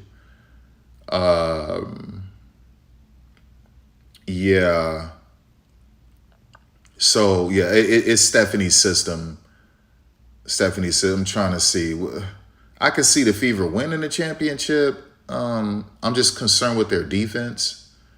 I think that's my concern, is their defense. So, because they're not going to score 123 points a night. That's not going to happen. All right. They might get 100, 102, 101, 103, but they've also have given up games with 100 or more. And they've lost those games, I believe. So, yeah, I could see the Fever winning the championship. I'm just concerned with their defense. That's my concern. It's not system. It's not points. It's defense. And as long as Caitlin is playing, they've been pretty bad. So I don't know about that. I'm looking at Dallas, and they got Odyssey back now. Dallas is going to be a problem. AZ Fudd is figuring it out. If anything will hurt Dallas, it's the rotation. And if Alana Smith is constantly getting these weird injuries, I think. But yeah, I mean, I've also seen Dallas blow games. So I've seen them blow games off of immaturity. But it's a new system, a lot of new players. So that's to be expected. It's not like Stephanie White with, year 2 with her system for the most part. So there's going to be some peaks and valleys with Dallas. But yeah, I mean, Dallas stands a good chance. I hate the Aces, y'all. I don't want to vomit thinking about them. I think the Aces suck. But if they're going to be helped by the referees, and then who knows? I don't want to talk about them. They gross me out. Yeah, the Valkyries, their defense, their offense, the defense, the system. Yeah, if the Valkyries stay healthy, I could see the Valkyries in the semifinals. But you never know, man, how these women will clam up. They might clam up in the first round. So you just never know with them. But yeah, I mean, I could see the Valkyries getting to the semis potentially. The team where it just looks like they are a flat out lock is Minnesota.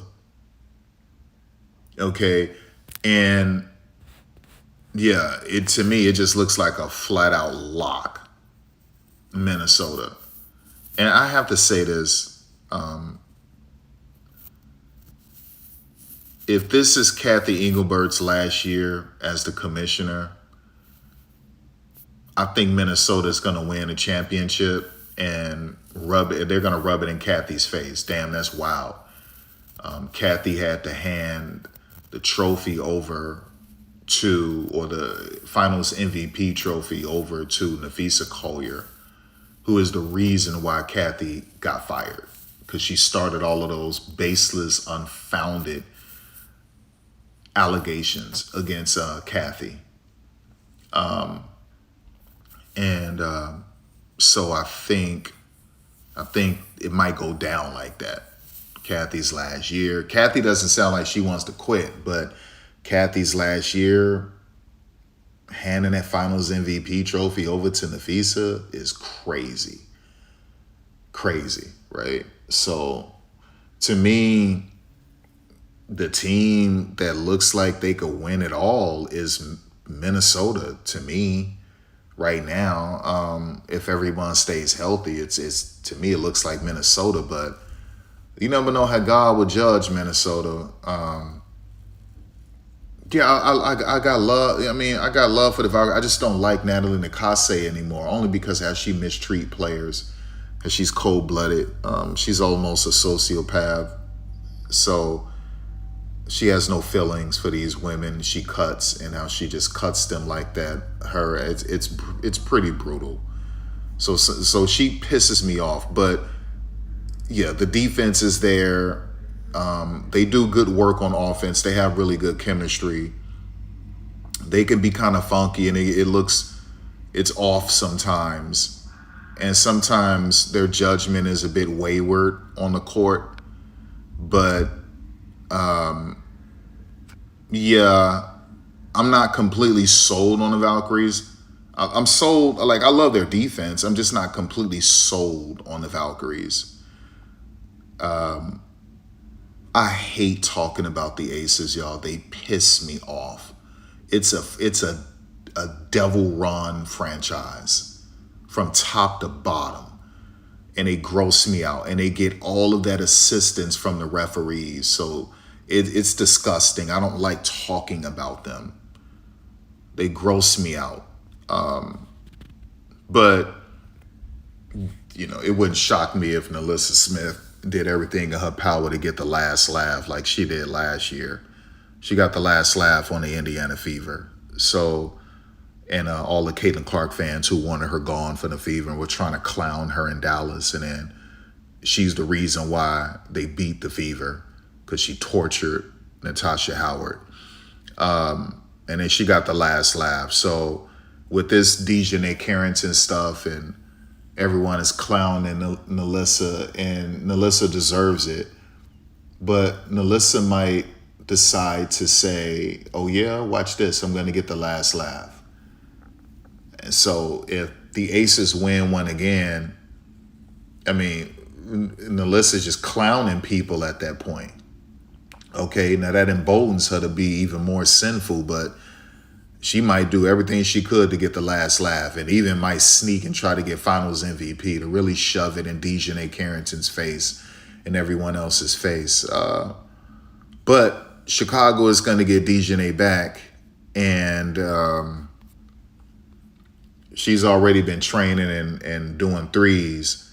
So Dejanay is going to try to torture the Aces. I need to see the schedule again, but she's going to try to torture the Aces. She's going to torture Nalissa Smith on the court. She's going to try to block Nalissa as often as she can. She's going to take it to Jackie. Well, I'm talking about Jackie Young. No, that's it. She's going to try to torture Nalissa. And when she plays ATL, she's going to pray and hope that Aaliyah Nye gets into the game so she could torture Aaliyah Nye. That's going to happen. But yeah, with the Aces, she's going to try to murder Nalissa Smith out there. And just watch out for that.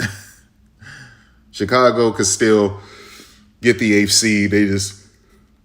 They got a ways to go, man. Yeah, that's really what I have to say about that. Could Dallas win it? Yeah, I could see Dallas doing it, but I've seen Dallas have gaffes because it's a new system with some young players. But yeah, I could see Dallas. I could see Dallas being a threat. I can see Dallas in the semis. I can also see Minnesota. So yeah, I mean, my thing with Dallas is just that the maturity factor. Okay, that's my issue with Dallas. It's not efficiency. It's not depth. It's not talent. It's not even the system. It's the newness of the system and its maturity. And so this is a whole new world for Fernandez. And this is a pretty young team outside of a few players. It's pretty Enrique and Alicia Clark and Odyssey and you got Alana. So you got some players, but the reason why I'm not counting Jessica Shepard, even though Jessica Shepard isn't young in terms of age like that, but experience in a W, yes, because she was dealing with a lot of injuries over the years, and she spent seasons overseas. She's played more overseas hoops than she's played WNBA hoops. So in terms of experience, I would say looking at Dallas, they've got some older players on the team, but it's a young team, y'all. It's a young team, not a lot of experience, especially playoff experience. And so there's going to be some mistakes. Even Enrique Gumawale, she doesn't have a lot of playoff experience. So just looking at Dallas, my concern is the maturity factor. That's my concern. So they're going to have to depend on Alicia Clark and Odyssey and whatever they can get from Alana Smith to really help them out. But it's a maturity thing. That's how I see it. Oh yeah, salute Maddie Segrist. She's also married. Yeah, it's a maturity thing with them. So that would be my concern. That would be my concern. The team I would say I'm pretty confident in is Minnesota. Right? But you just never know how God is going to judge Minnesota. Right? Just based off of how they're doing everything they can to get at least Nafisa to get Kathy fired or force her to resign or to try to downplay the WNBA and hate on the WNBA. So God might get rid of them like he did last year. So you just never know. But it just seemed like the way this thing could play out, the devil control the situation. Kathy resigns and gets fired, but her final moment in the WNBA was handing over the MVP trophy, the finals MVP trophy to Nafisa. That would be crazy. But that's something that the devil would do just to troll the situation. That's something he would do. So, but God might have something to say about it. I told y'all before it happened, and then it happened. Nafisa was clowning the WNBA, taking shots at the league, all of that stuff, and then her leg gets obliterated by Alyssa Thomas. And Cheryl Reeve is cussing out fans and everyone saying F you, mother effer, spitting and everything like that. It was a joke. And, they get kicked out of the playoffs. So when I said it, I told you. I said, that's ugly. God don't like that kind of ugly. Something's going to happen. And boom, her leg gets obliterated. And they get kicked out of the playoffs. So, that wouldn't shock me. It just wouldn't shock me if something like that happened again because they don't learn their lesson. But you're clout chasing 2 years in a row, the WNBA's All-Star break. You're clout chasing it in their cities with all your pop-up shops and all in your basketball clinics. But you keep taking shots at the league and at the commissioner. What are you doing here? What are you doing here? I swear, dog, these just clowns and clout chasers, they piss me off. But just in terms of basketball, Minnesota's, they're nice. They're nice. So I would say, if anything, I'm more confident in Minnesota. These other teams, listen, New York got to get back Leone and Satu and then build chemistry. And then we can have a conversation about New York. And I think maybe Jonquil is going to be out for blood. Just a mission to prove that she really loves New York, the Liberty, and her comments that was caught on live stream with Courtney Williams and Atisha Hyman, that it was taken out of context. And so she's going to prove to the Liberty franchise that she loves them and that they did deserve to win that championship over Minnesota. She said it was about chemistry, and I'm pretty sure her teammates would be like, wait a second, we had great chemistry. I don't know what you're talking about. What you saying? They had better chemistry than we had. Come on, stop it. So, it's wild. And then for her, it's just wild to hear something like that. And so I think she's going to try to prove to the Liberty fans, she's going to try to make amends. She's going to try to prove that I really do care about this franchise. I love this franchise. I'm going to show you. So you might see an MVP second half from Jonquel because she's going to try to prove it and try to make it up to the Liberty. She's going to try to make it up to them. So you might see some MVP performance from Jonquel Jones. So watch out for that. Washington, obviously, they've been doing good lately. They finally got over that slump of barely scoring any points. Their coach completely embarrassed himself. And you can make memes out of it and gifs out of it. He looked like an idiot. He looked like an idiot, like an old goofy idiot flopping on the carpet. It's just the dumbest thing in the world. It was embarrassing. It was completely embarrassing. And, that's not even the coach of your favorite team. And you felt embarrassed. You was like, all of you, when you saw, you was like, that's embarrassing. And that's not even your coach. That's not even the coach of your favorite team. And you knew that was a joke. That was stupid. Like, what are you doing? His players knew it was stupid. And what are you doing, man? Running around, and you flop on the floor like a dead fish. Like, come on, man. It's just dumb stuff. Like, you're doing too much. You're doing too much, man. Like, okay, yeah.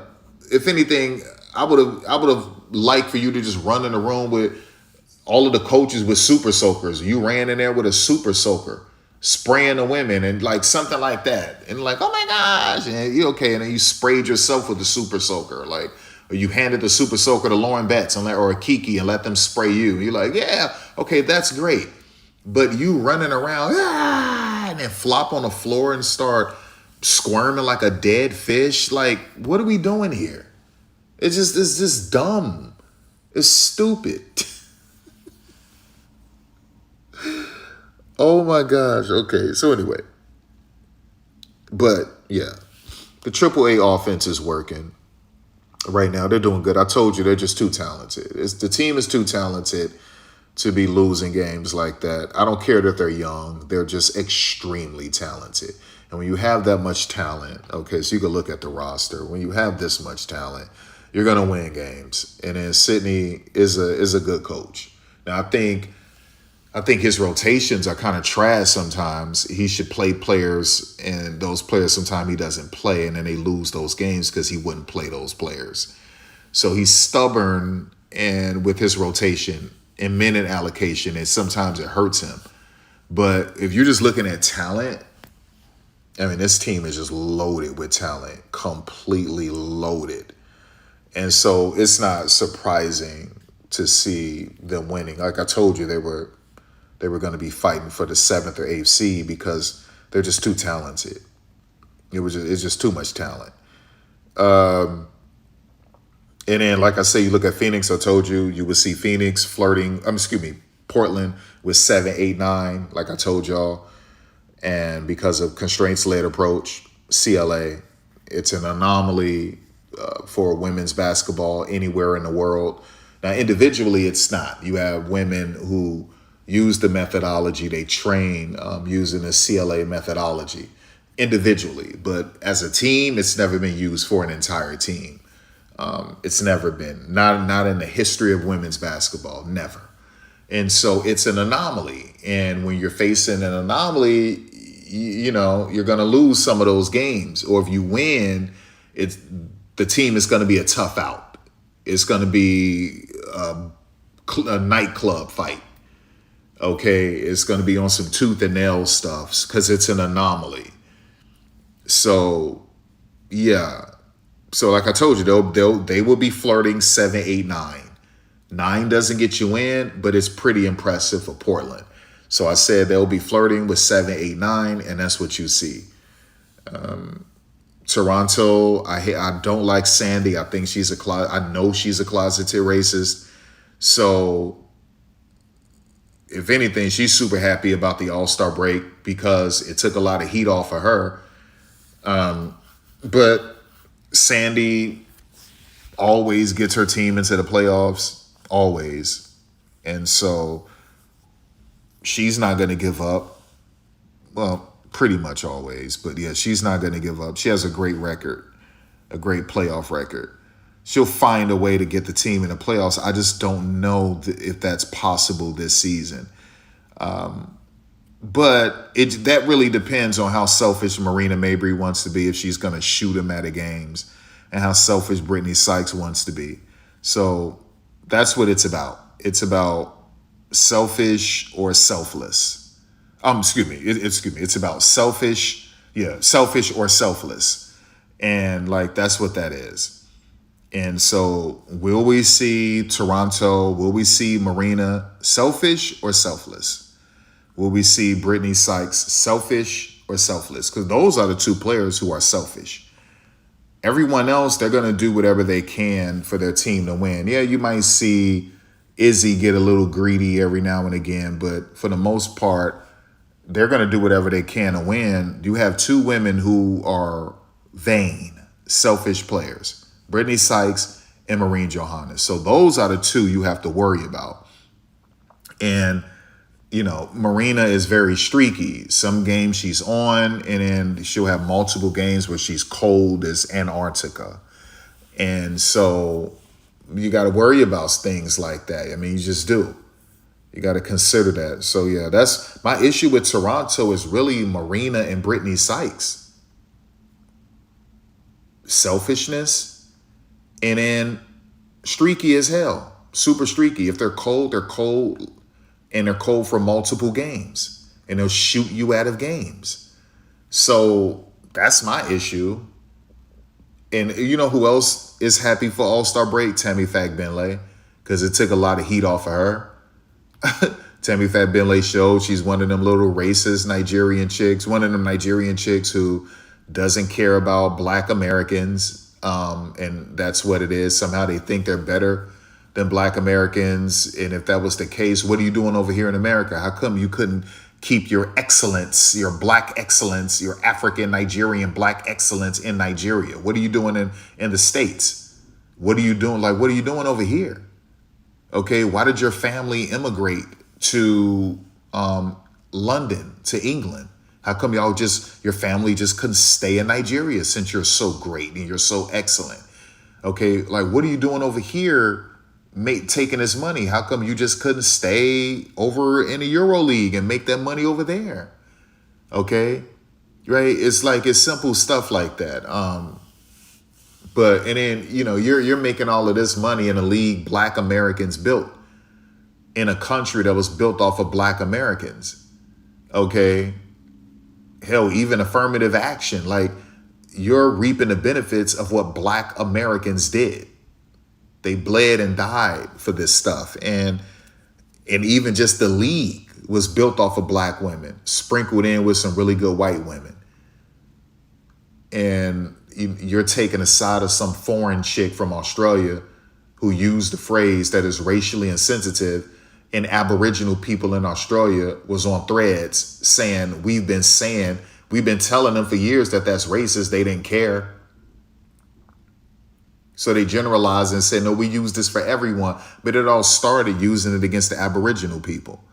They're a protected species. When they start getting certain freedoms, certain protections, they called them a protected species. And the Aboriginal people took offense to that. And then later they made it a more general phrase. You're a protected species. You don't use that for it to describe anyone. And you don't use that in the United States of America aimed at anyone Black. You just don't do it. Now, racist white people, they get off on it. They love that stuff, right? They're going to hell. Just dumb people. Stupid. Somehow thinking that they're going to go to heaven being a racist. Are you crazy? I swear, delusional, stupid, dumb people. Stupid, dumb people. And they don't realize that they don't live forever. They're going to die one day. Their physical body will die. And when they die, they'll die a racist. And they're going to be judged by God, and they're going to go to hell. They're going to go to hell.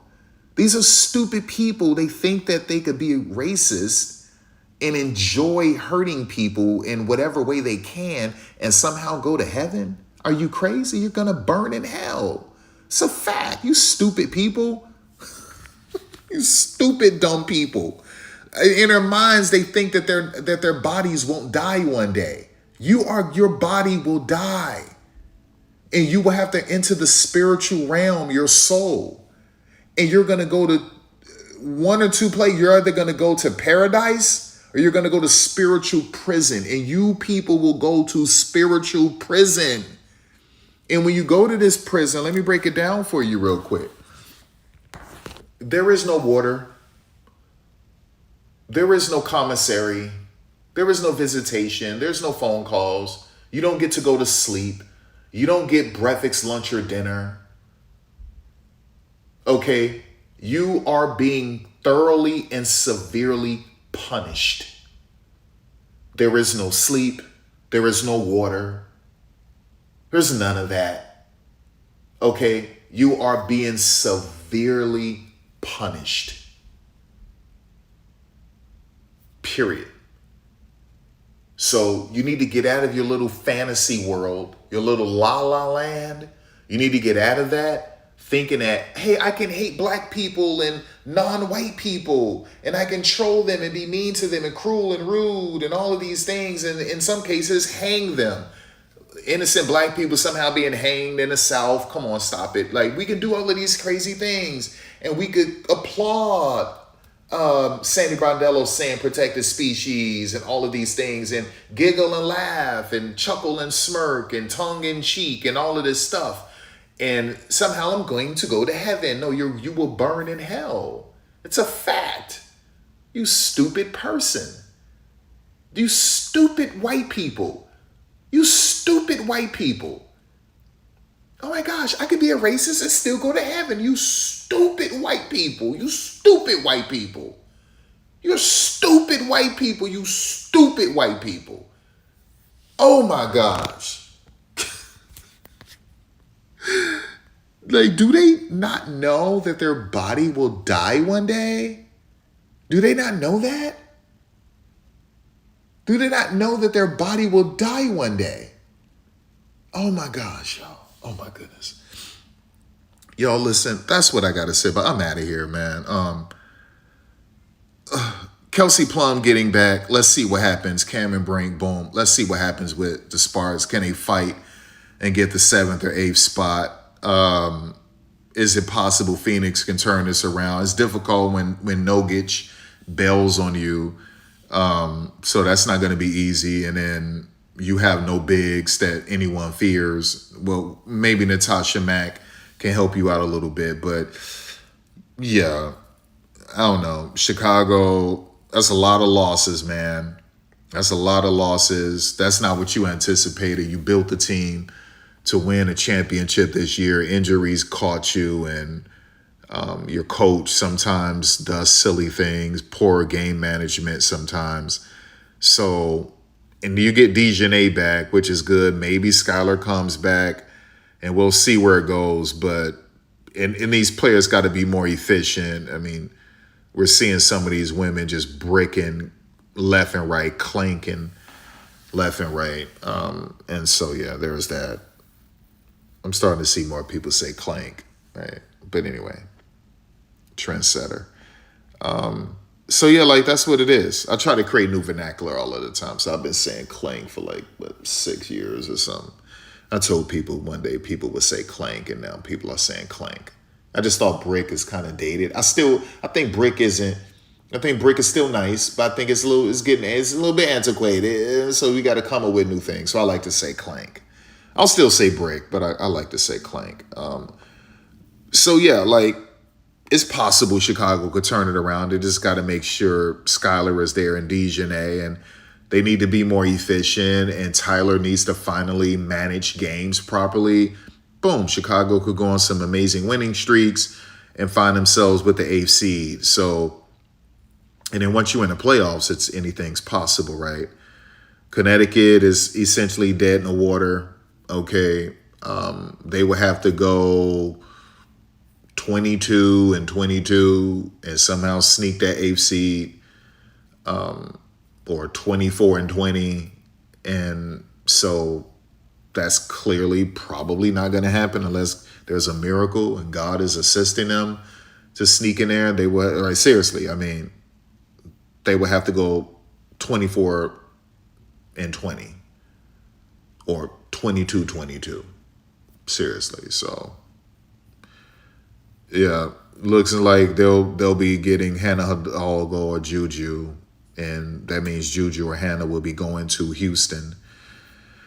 And Seattle is pretty much dead in the water. They're done. They're finished. It's essentially over with for them. That's done. So yeah. So only thing they could do is just, I guess, try to fight to not be a lottery team. I don't know, maybe, but I think they're good as long as they're competitive, and maybe they can get 12 wins out of this, 10 or 12 wins. They can count that as a success, and that they lost all of their games by 10 points or less, then they could see, we're right there. We're right there. And the future is bright, and they're fighting. It's out of Connecticut and Seattle for the Juju Watkins lottery. And so that's what it is. That's what it is. I think Chicago, with Dejanay getting back and Skylar coming back, and hopefully Tyler can manage games properly and these players could be more efficient. I think Chicago they're not a lottery team. I think somehow they find a way to somehow get in the top 10, and that most likely would be the bottom 10, and that's not going to help them with the playoffs. But at least they can say, hey, we're not a lottery team, so our plan was to get to the finals. We finished 10th or 9th, so we're showing progress, and maybe Tyler keeps his job, and the third year is the year things really get great for him in the Sky. Can the Sky realistically, seriously get in the playoffs? Yeah, they're not completely out of it. The 7th and 8th seed is still up for grabs. But they got to go on massive winning streaks, man. Because if they don't, then yeah, it looks like Chicago will have the 4th or the 3rd, 4th, or 5th pick in the WNBA draft, and that goes to the Mystics. So I just found that out last week. So that will go to the Mystics, I believe. So it doesn't help Chicago. It helps the Mystics. Yeah, so that's kind of wild, man. But yeah, that's really what I got to say about it, man. That's what I got to say about it, dude. Am I going to say who's going to win the finals? I mean, listen, can a Fever win it? Yeah, I'm just worried about their defense, and I'm not worried about their health unless it's like Aaliyah and Caitlin is gone. Okay, that's a problem. But without Caitlin, they're better. They're better without Caitlin, especially on defense. So I'm not worried about Caitlin being gone. I'm more concerned with Aaliyah and Caitlin being gone. That's my concern. And then I think that's a problem. I still think Stephanie will make the playoffs without both of those players, because she could sign 2 hardship players to come in, and, she's going to find a way to get that 8th seed, that 7th or 8th seed. That system is a very good system. So she'll plug in 2 hardship players if Aaliyah and Caitlin is gone for the year, and she'll get that 7th or 8th seed, period. But you talking about winning a championship without Aaliyah, that's a problem. So yeah, we'll see where that goes. But yeah, I'm not willing to say just yet. Let me look. Give me 10 more games. Let me look in the second half and let me see 10 more games. I might only need to see 7 or 8. Anywhere from 7 to 10 games, or maybe 8 to 10 games, 7 to 10, 8 to 10 games, and then I could definitely tell you. but it's still pretty early, man. So I would definitely say second half, give me 7 to 10 games. And then I could make another video and I could definitively tell you who's going to win. But for right now, it's still real early, man. It's early. It's still early. So what I can tell you, it's clear Seattle isn't making it. Connecticut, woo. Yeah, I can definitely tell you that. But in terms of winning the championship, this is tough. This is tough, man. This is tough. So we'll talk 7 to 10 games, and we can have another conversation. But for right now, it's just a little bit too early. Let's look. Tuesday is right around the corner, and we're getting back. This is a lot of basketball, y'all. It's a lot of basketball, and this is probably going to be when a league pass makes a lot of money. Their streaming numbers are going to go up. And a lot of people, because people have missed the WNBA, they're tired of the All-Star break. The All-Star game pissed them off. They want to see competitive basketball again. They want these women to get over their alcoholism and their drug addiction and finally get that garbage out of their system and to get to real basketball. And that's what they're waiting on. So listen, how many League Pass games? 1, 2, 3, 4. Yeah, League Pass is going to be crazy Tuesday. And then obviously you have the Fever on ESPN. So yeah, look out for League Pass. League Pass is going to be crazy. Numbers are going to be great Tuesday. Great for League Pass. Great. And then Wednesday, Atlanta, Dallas, Aces, Phoenix. This is when Phoenix has to finally try to turn a corner or they're done.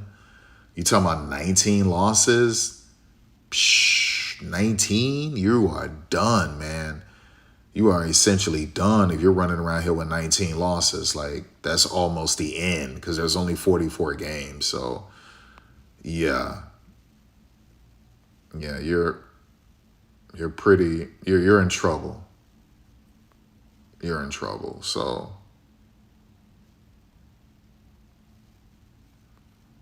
yeah, it's 44 games, right? Did they move it to 46 yet? Let me see. I think it's still only 44 games. Let me make sure.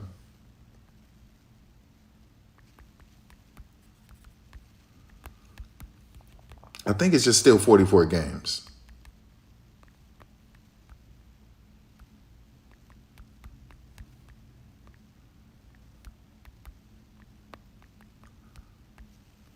Let me see. Right, yeah, I'm like, I don't think they moved it to 46 just yet. Yeah, I forgot. So, okay, so that's great.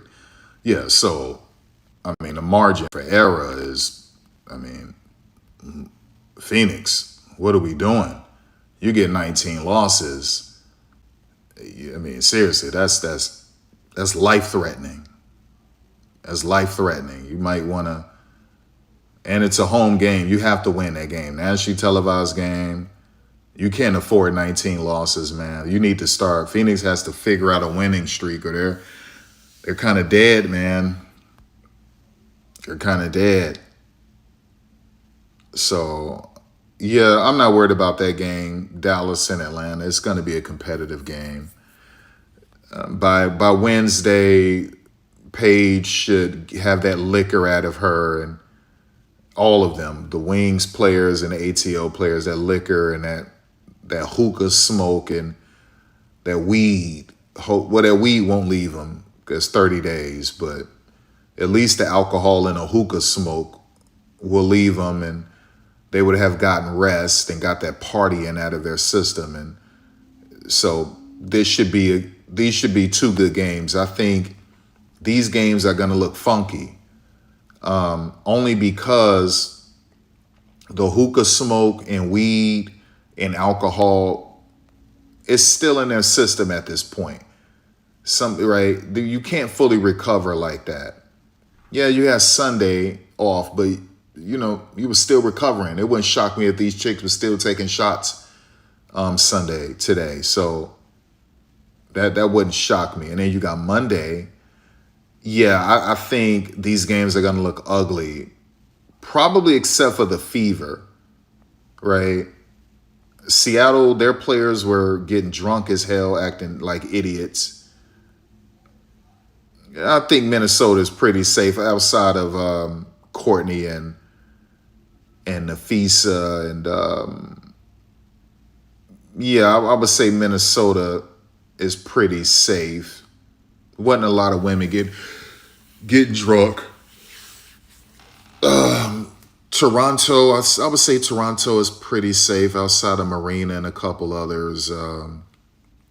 Washington is kind of screwed. You know, at least Cody McMahon, she's good. She's in Miami, so.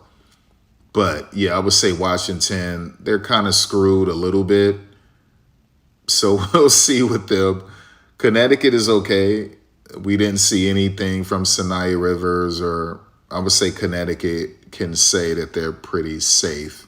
Hopefully Brittany Griner will play. Yeah. Yeah, I would say Phoenix is safe outside of Bridget.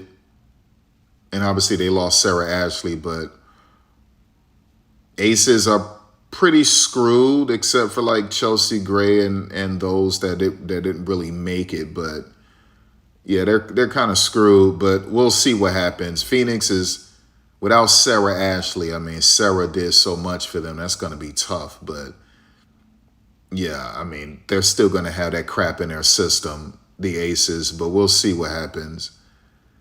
And the Sparks, I think the Sparks are fine. I mean, listen, it wasn't like NECA was out there getting drunk. She was drinking, but she wasn't going to those parties or anything. Yeah, I would say, I mean, now Ray Burrell might got some cocaine in her system. You never know. That chick was wild. Erica Wheeler, already know, cocaine all in her system. That chick got caught playing in her nose. She got caught playing in her nose. So, yeah, Erica got cocaine. Well, the cocaine is out of her system by that day, but if you're a cokehead, you're doing it regardless. Weed, coke, liquor, so you got to watch out for Erica. You have to watch out for Ray Burrell and some other ones who was just losing their minds. But I would say NECA, Kelsey, Cameron Brink, they're good. De'Erica was getting drunk too, so watch out for De'Erica. New York, yeah, I mean, New York is fine. I didn't see Stewie doing anything crazy. Jonquel was getting drunk. Sabrina, I didn't see her doing anything stupid. You know, and yeah, so that's what I think New York is good to go. But anyway, y'all, yeah, let me get out of here. Let me just go here. Did I miss anything? Let me see. Whether she cheated, oh gosh. Okay, that's silly. Oh, wait a minute, let me see that. I'm like, fam, nah. So she like, you don't mess with us, we don't mess with us, you don't mess with us. I'm laughing, I'm like, fam, nah, it ain't even that. Here goes Dejanay. You talking to that bitch, bitch this, bitch that. I'm like, why I gotta be a bitch? Literally, on my grandmother's grave, I'm like, damn, why I gotta be a bitch? That's how the whole thing started. I'm literally like, so she like, you don't mess with us, we don't mess with us, you don't mess. Okay. Mess, she sounded a mess. She looked like corny and weird. It was embarrassing, honestly. It was. The victim. I didn't do nothing. I'm sitting there on the couch posting, minding my business. I didn't do nothing to nobody. So the fact that people trying to create this narrative of Liz came somewhere uninvited and she came here just to spy on folks and do this with folks. Y'all gotta stop all that lying. Stop the cap.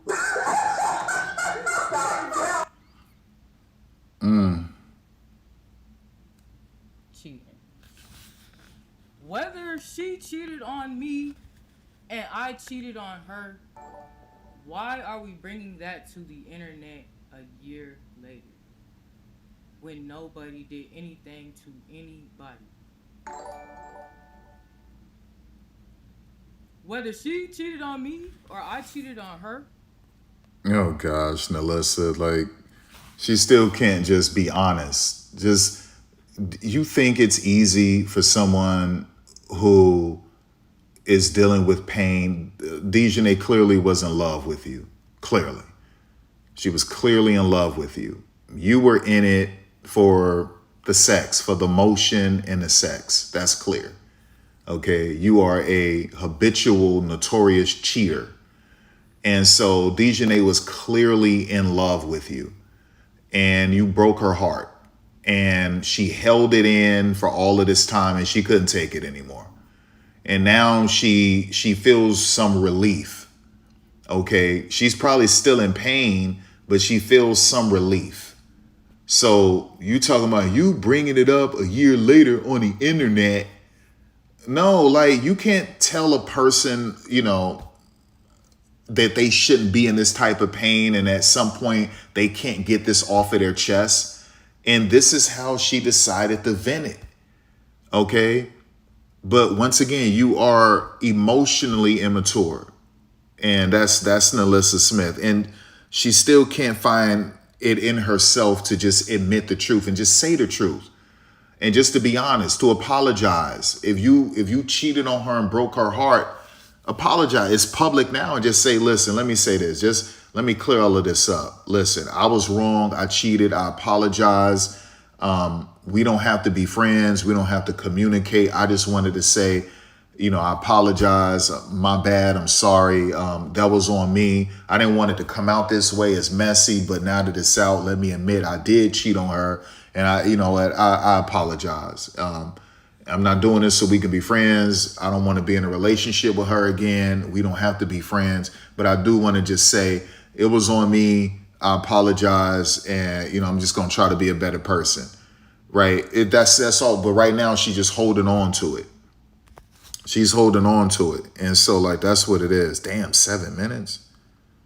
The people are real. The cases are real. The rulings are final. This is Judgement.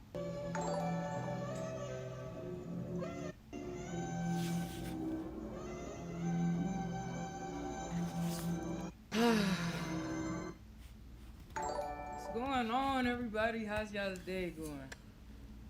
How's y'all's day going?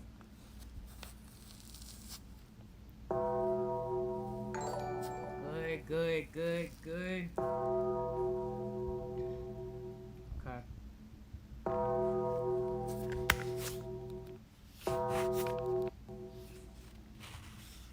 Here we go. Let's get straight to it, man.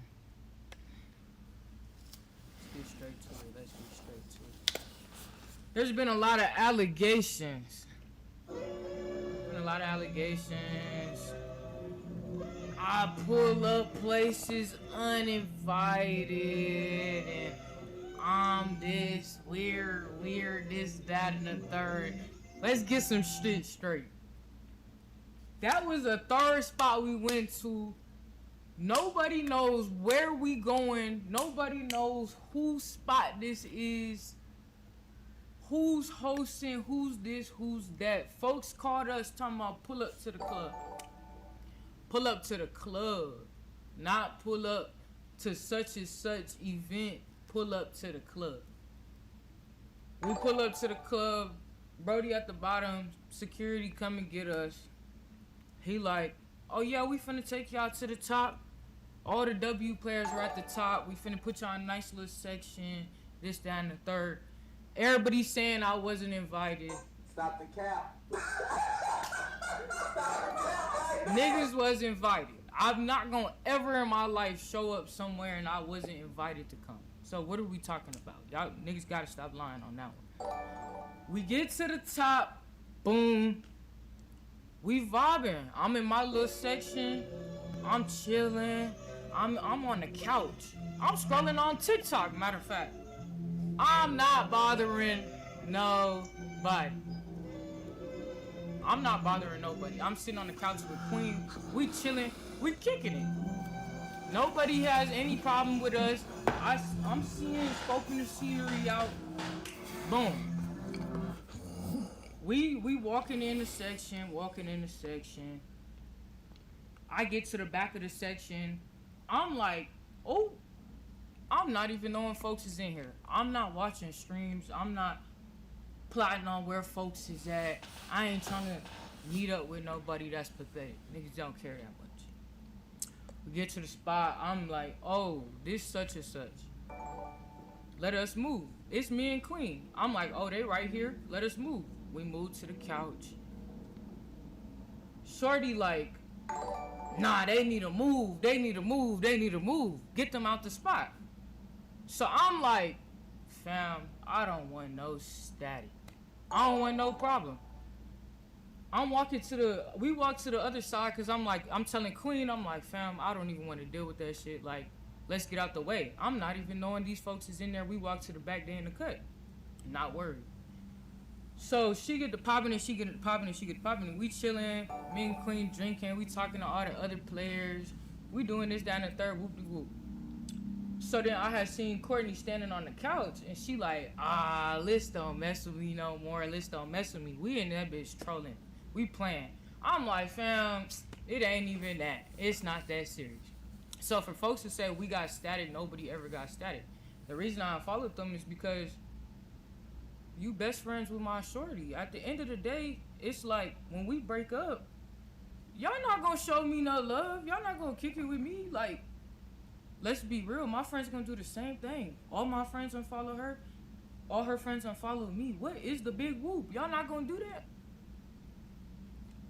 Like, what? Y'all gonna stay following folks that it's like we not even gonna have no type of interaction. Why are we still following each other? It's not static though. When I see you, it ain't no pressure. We chilling. So she like, you don't mess with us. We don't mess with us. You don't mess with us. I'm laughing. I'm like, fam, nah, it ain't even that. Here goes Dejanay. You talking to that bitch? You talking to that bitch? Bitch this, bitch that. I'm like, why I gotta be a bitch?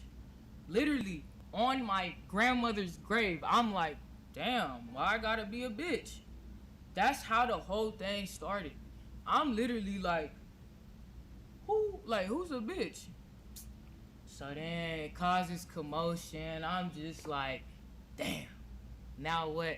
I look like the problem. So then security come and he's like, all right, y'all gonna have to leave. Mind y'all, I'm the victim. I didn't do nothing. I'm sitting there on the couch posting, minding my business. I didn't do nothing to nobody. So the fact that people trying to create this narrative of Liz came somewhere uninvited and she came here just to spy on folks and do this with folks. Y'all gotta stop all that lying. Stop the cap. Stop the cap right now. Stop the cap. Y'all gotta stop no lying. More shit, bro. So I'm saying I'm the victim in that situation. For sure. I didn't do nothing wrong. I didn't bother nobody. We came there to kick it.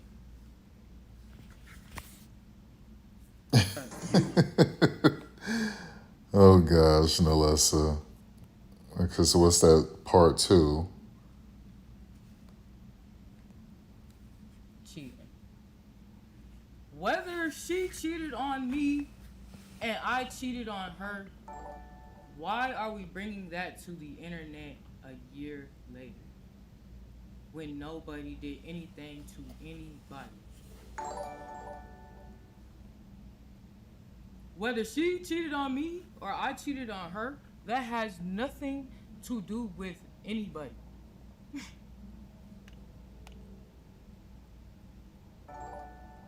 Like, what? That don't even make sense. Then to bring it to the internet a year later is crazy. Just for fun, that's ridiculous. Especially when you're in a happy, healthy relationship. I would never in my life do that to nobody if I was in a happy, healthy relationship. Moving on, next point. Then to bring up folks' name that has nothing to do with anything. These folks is minding their business. These folks woke up to this shit on a random Sunday night of these type of allegations. Like, I think that's very weird. Mind you, I've seen this young lady multiple times. This is not the first time that we've seen each other.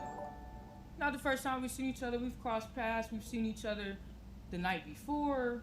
We've seen each other play against each other. Like, there's no static. There was no static. But I guess the liquor, the cameras, her crowd, I guess she got some type of somebody boosted her up to gain some confidence. But at the end of the day, that was some bullshit. We came to the spot, folks was chilling, nobody did nothing to nobody. I ain't go out my way to go bother anybody or come to somewhere uninvited. I never came somewhere uninvited. I came with a group of folks and they was like, oh, this the last spot to go to before it closed. Okay. All her friends unfollowed me. What is the big whoop? Y'all not gonna do that? And like, nobody, the club is closing. Everybody is walking out of here. Like, what are we talking about? Nobody got drug out of club. Everybody's creating this false narrative. Liz got drug out the club. That never happened. So, that's a lie too. Next allegation, cheating. Whether she cheated on me and I cheated on her, why are we bringing that to the internet a year later when nobody did anything to anybody? Whether she cheated on me or I cheated on her, that has nothing to do with anybody.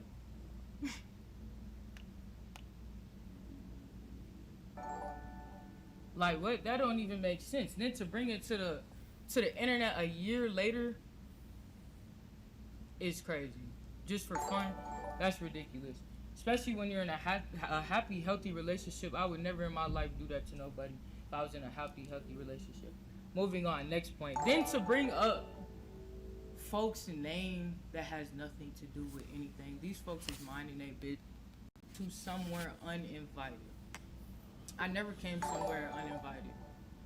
I came with a group of folks and they was like, oh, this the last spot to go to before it closes.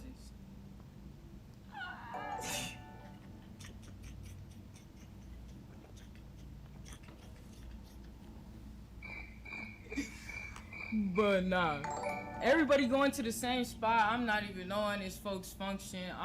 Y'all ain't never seen me in no drama, fool. Like, I'm not the type of person that's gonna go out my way to get on the internet and do some goofy shit. Like, the only time y'all see Nalissa Smith is when that young lady mentions me. Y'all have never seen me involved in anything else. So, yeah, that's that on that. So, folks want to always try to paint me to be this bad person, and I'm going out my way to do this and do that. Stop lying, nigga. I never went out my way to do that. I was chilling with folks, and we all happened to be in the same spot. Folks ain't know it's gonna be static. It wasn't that deep. So, that's that. Next one. I had to write this down. So much to cover. Yeah, man.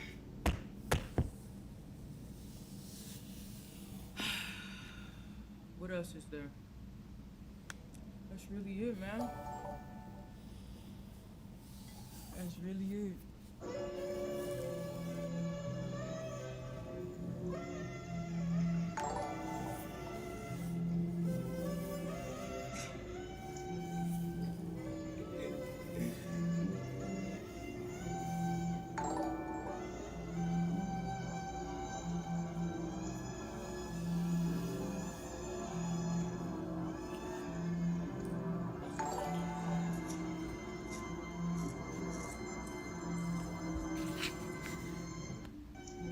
On a random Sunday, it felt like, oh, this my time to pop it. On trying to play in niggas' faces or taunting shit, like, I'm good where I'm at, but I ain't never gonna go out my way to try to post it and provoke folks. Like, I don't need to do that. That shit's childish. So, my main thing is folks trying to say I came somewhere to try to start shit with folks. That ain't even true, man. And the people that y'all swear I got static with, we don't even got static. We was in that hole, literally like trolling each other, playing. Like, it wasn't that serious. niggas went out their way to say something to me. Why? Fucking biggest, man. The fucking biggest. That's really all that is, though. Literally. It's literally all that is. So, yeah, man. You got kicked out? No, I never got kicked out. I think everybody got kicked out. The place was closing. It was 5 a.m. So, I think if we gonna chop it up to that, we all got kicked out. Shit. That's that. Next line. That's really it.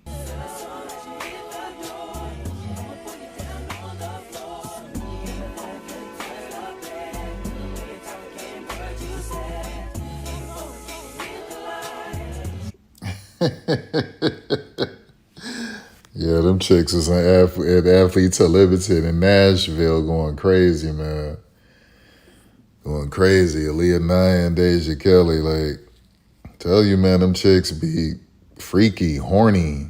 There's only so many restaurants and bars you can go to in Nashville before you're like, I'm just not going to sleep with some random dude in Tennessee.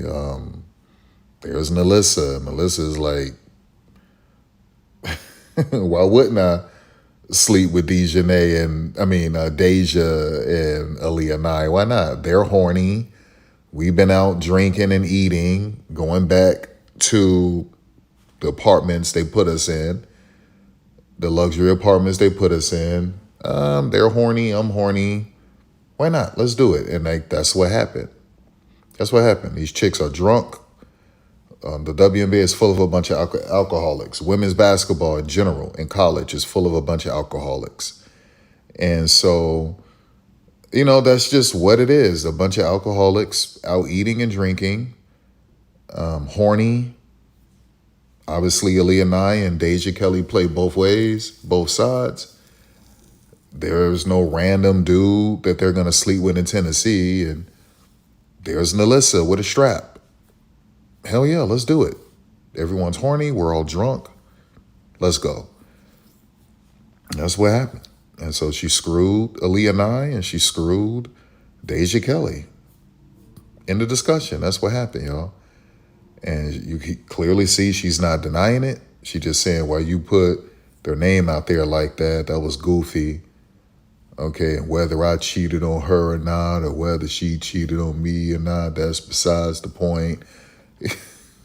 Same stupid stuff, man. Like, that's what it is, y'all. These people crazy. These people are absolutely crazy.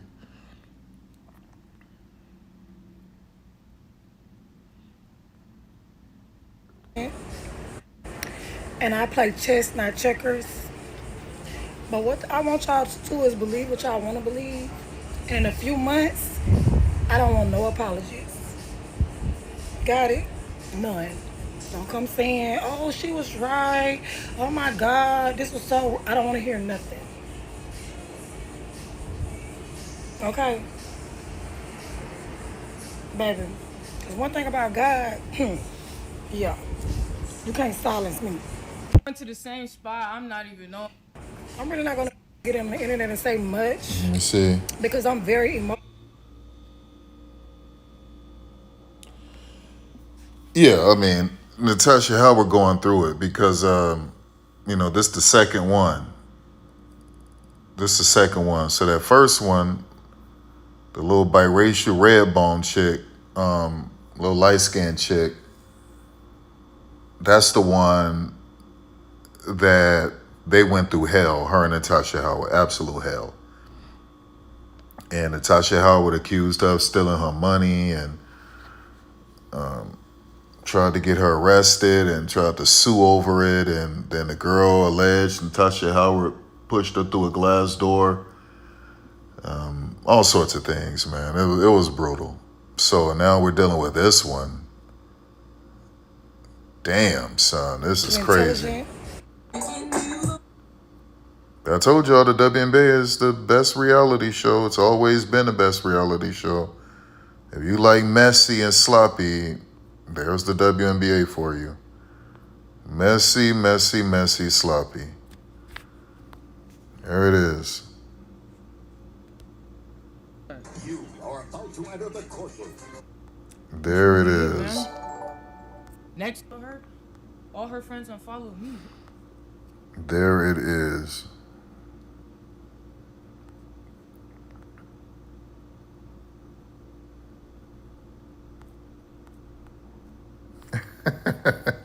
I remember this when this happened at practice. That was crazy. All right, y'all. That's it. They're not talking about anything. What I think is okay. Me seeing this right here. Like when we break up. Let me mute that. That's gonna be a little bit strange. Her and Jackie Young's relationship, but I think they'll have to put it to the side, you know, to make sure that team success is the number one priority. If they're mature hoopers in that way and just mature people where they could put their differences aside for the betterment of the team, then, you know, they'll be fine. But if they somehow can't get past that, then it could hurt with team chemistry. And there'll be times Jackie is passing up Nalissa when she should have given the ball to Nalissa. There's times Nalissa is setting a soft screen for Jackie. You know, there's time Nalissa won't pass it to Jackie when she should give it to Jackie. It'll be little things like that. You understand? So, yeah, if they're willing to put that aside for team success, then they'll do what they should do. But if Jackie is gonna find her way to hurt Nalissa to support Dejanay, and if Nalissa believes that Jackie snitched and told her about Deja and Aaliyah, if anyone snitched, it would have been Kirsten Bell, because she was the one at Athletes Unlimited. She's always been at Athletes Unlimited. So if anyone snitched, it probably was Kirsten Bell. Because now, okay, so yeah, you could say maybe Jackie snitched on the Aaliyah Nye one, because maybe that carried over. Okay, yeah. So was Nalissa sleeping with Aaliyah Nye last season? So yeah, you could say, okay, that was either Kirsten Bell or Jackie Young who snitched, right? Kirsten or Jackie snitched to Dejanay. Most likely, probably Jackie Young. If that sexual relationship happened during the season. The Athletes Unlimited was after the WNBA season. So the only one who could have told Dejanay something about Aaliyah, well, yeah, it couldn't have been, it would have had to been Jackie, because if she's saying that she cheated on me with Aaliyah Nye, then that would have had to happen during the season, okay? Because that's when they broke up. So that would have had to happen during the season. And that means that's probably coming from Jackie and not Kirsten Bell. Because Jackie has the relationship with Dejanay, not Kirsten Bell. I'm not saying that they don't talk, but it's Jackie. So if anything, that came from Jackie, the Aaliyah Nye thing. She cheated with Deja Kelly. Okay, so Deja was already gone. She got waived after preseason. You couldn't talk about her sleeping with Deja at Athletes Unlimited, because that happened after the WNBA season was over with. After the finals and all of that, when they went to Athletes Unlimited. So it definitely, because they were already broken up then. And so she clearly wasn't cheating with Deja Kelly during the season, at least with the Aces, because she wasn't on the Aces. So that would have meant, because she's saying she cheated on me with Deja and Aaliyah. So that they broke up during the season. Wait a second. No. I forgot. They broke up after the finals, because she was there with Nalissa when Nalissa won the finals. So maybe they didn't break up during Athletes Unlimited. Okay, all right, so that makes sense. So to me, this is coming from, she could have only known this from two players, Kirsten Bell or Jackie Young. If they were still dating early on in the Athletes Unlimited season, it's only a 4-week season. So if they were still an item, then yeah, Nalissa cheated on her with Deja Kelly in Nashville, Tennessee, and Aaliyah Nye at Athletes Unlimited. Okay, if the allegations of that she cheated on her with Aaliyah Nye during the season, that had to have been Jackie Young who told that. If it happened at Athletes Unlimited, then that would have had to been Kirsten Bell, because Jackie Young wasn't around. She wasn't playing at Athletes Unlimited.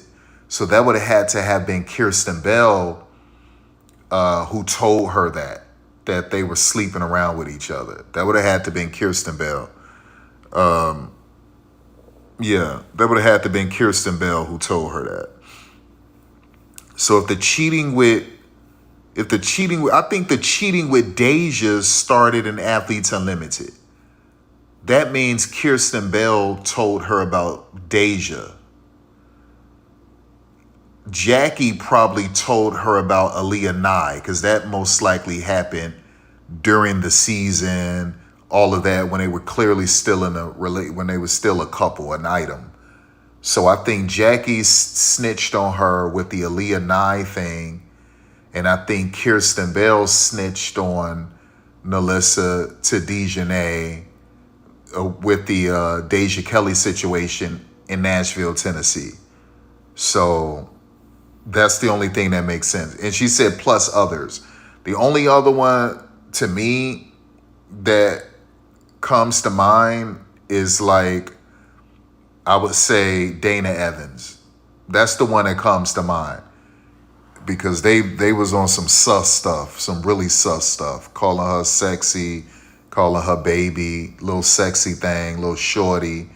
So put her arm around her, calling her shorty, little sexy mama, little stuff she was saying about Dana Evans. There's a lot of D's. Deja, Dana, Dejanay, crazy. So yeah, that's what I'm thinking. I'm thinking that Jackie snitched on her with the Aaliyah Nye thing, and I think Kirsten Bell snitched with the Deja Kelly situation, because that most likely occurred during Athletes Unlimited. So that's what that means. And if she says plus many more, the only other one I could think about, at least in the WNBA, is Dana Evans. That's the one that really just like sticks out. It's like Dana Evans. So yeah, Nalissa, man, you got to clean up. You got to clean it up. You had all them pastors to pray over you just for you to be stupid. Now, obviously, clearly God was like, or the devil was like, nah, I'm not going to let the Fever and Caitlin Clark fans troll you. Let me let you get this championship. Even though you cold-blooded for what you're doing, you're in a relationship. It's a lesbian relationship, and you're cheating. So I really shouldn't let you win. But you know what? Just so her fans can't troll you and clown you, and the Fever fans can't clown you, I'm going to let you get the last laugh. I really don't want to let you get the last laugh, but I'm going to let you get the last laugh. So that's the only thing that makes sense, because you just had all of these pastors to pray over you and make her the wisest woman of the WNBA. All of these pastors in that church put their hands on you and prayed over you. And here you are cheating on Dejanay with multiple women. So the only thing that makes sense to me is the devil was like, listen, like, I'm about to look out for you. You kind of wild. I like it. I like after pastors pray over you, you just throw it in God's face. I kind of like that. You know what, Nalissa, I'm about to let you win. Or God was like, man, what you doing is absolutely dirty, cold-blooded, disgusting. But I'm just not going to let them get the last laugh. I'm going to let you get the last laugh, right? Because if you lose this series, they were already hating on you heavy. They wanted you out of Indiana. They were clowning you when you was with Dallas. So they really would be on you. So I'm not going to let them do that because they're a bunch of nasty people. So I'm not going to let them get the last laugh. So maybe God was like, you foul for what you're doing. You dirty as hell. But they're even dirtier. So yeah, I'm going to let you get the last laugh. That's the only thing that makes sense, because how could you just do this to God like this? Like, that's wild. Like, that's crazy. Hold on, let me see her IG story. We with the tough shit, get on some bullshit, bro, for sure gon' smash. Have to pay these niggas just waiting on the team.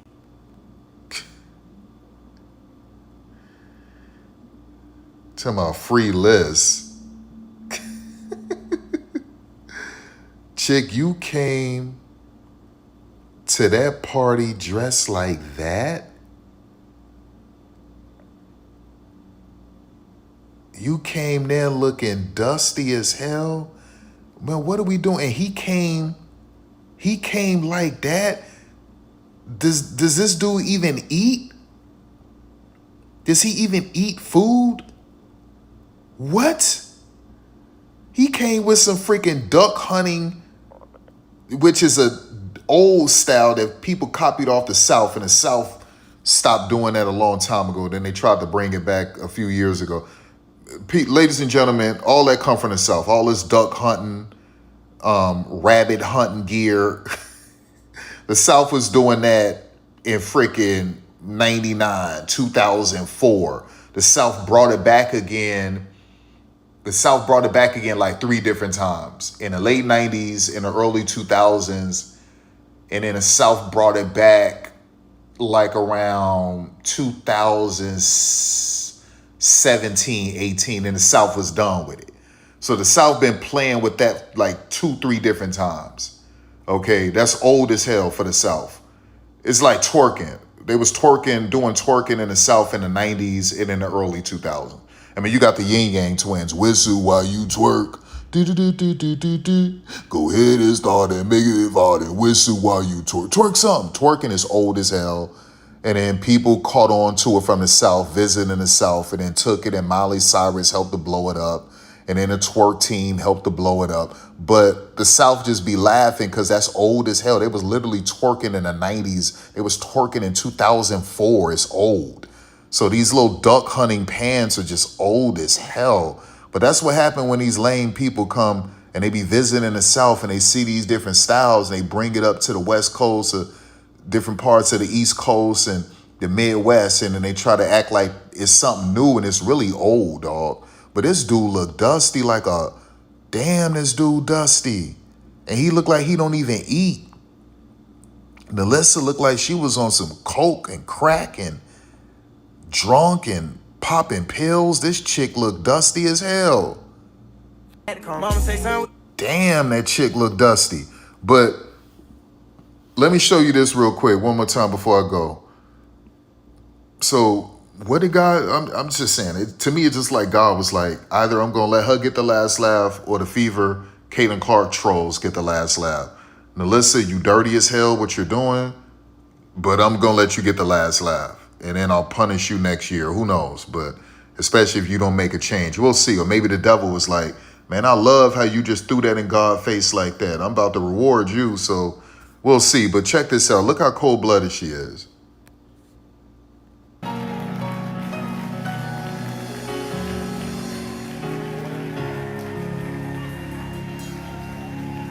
I want the elders to come in accordance with the book of James chapter 5. We're going to pray the prayer of faith and anoint you with oil. Father, in the name of Jesus, we thank you for the gifts and the talents that you have given this incredible, incredible woman of God. And Lord, we thank you that every ligament, all cartilage in her body will be sustained, strengthened, healed, and marked with favor. We thank you that her life is marked with favor. We thank you that everything she puts her hands to is blessed, even a basketball. And we claim, Lord, supernatural protection, that when she goes in, the angels of the Lord would go in with her. Ministering spirits from God would overshadow her and comfort and cover her. Lord, when she's traveling, Lord, give grace and favor over her travel. Open doors that no man can shut. And Lord, we thank you for a tremendous impartation of wisdom and knowledge. Let her be known as the wisest woman in the WNBA. In the name of Jesus. Oh, I feel it now. I feel it now. I feel it now. I feel it now. Karabosho tarabahaya. I speak over every kingdom.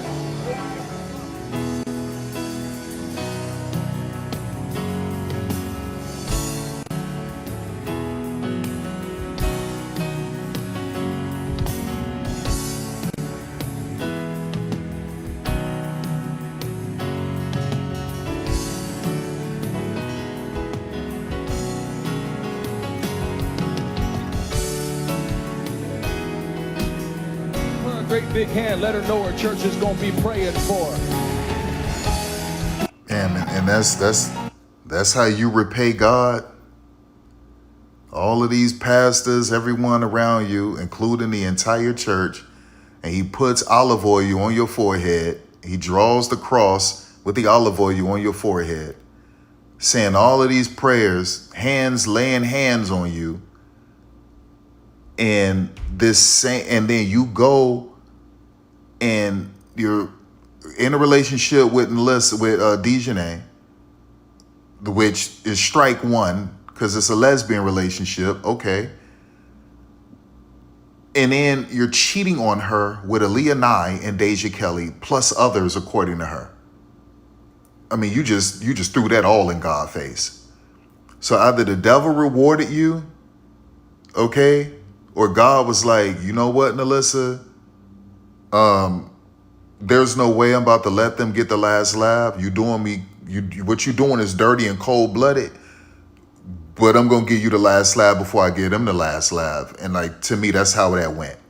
That's how I see it. And maybe God is like, okay, maybe this year she'll finally turn it around and just start living a good, clean, righteous life. Because at this point, those are just wasted prayers. Like, that's how I see it. I mean, how could you let this happen to you and then turn around and just live a complete life of sin? Right? Like, that's just wild to me, man. So anyway, y'all. Anyway, man, like this is crazy. This is absolutely crazy, man. So yeah. But y'all better trendsetters, man. Everyone was artistic and figuring out things in the early days, whether it was the 1800s, the 1900s, whenever you get into the 20s, the 30s, the 40s, the 50s, the 60s, the 70s, the 80s, the 90s, and then you get to the 2000s and it was all over with. No one was creative anymore. It's really started to fade away in like the mid-90s, but no one was creative anymore. You understand? So, you know, even with the lashes, the unique ways they would do their lashes in the 60s, the different hairstyles, man, it's just levels to this, y'all. Like, these women today and even the men today, they're not trendsetters, and there's nothing unique or creative.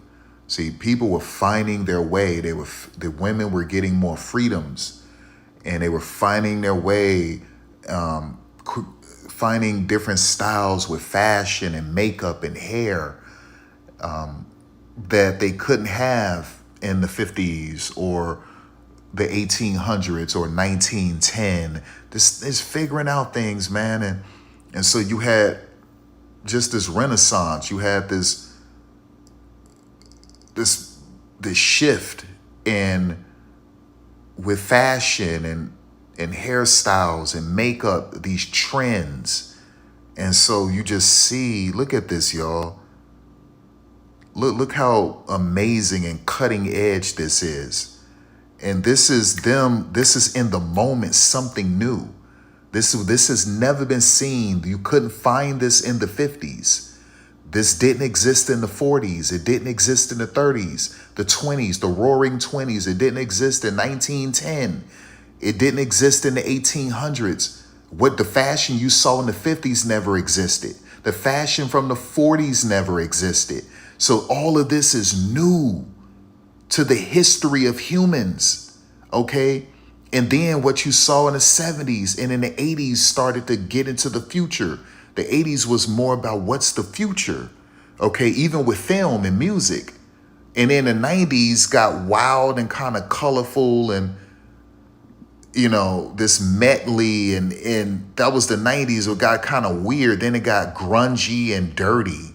Once you get to like 94, it got grungy and dirty and sloppy, and it was over with. The 2000s trash, over with. Okay, and like that's what, and so you don't have any more creativity. There's nothing new. Everyone looks the same. Everyone is trying to look the same and dress the same, and there's really nothing new. And so, I mean, this is just amazing.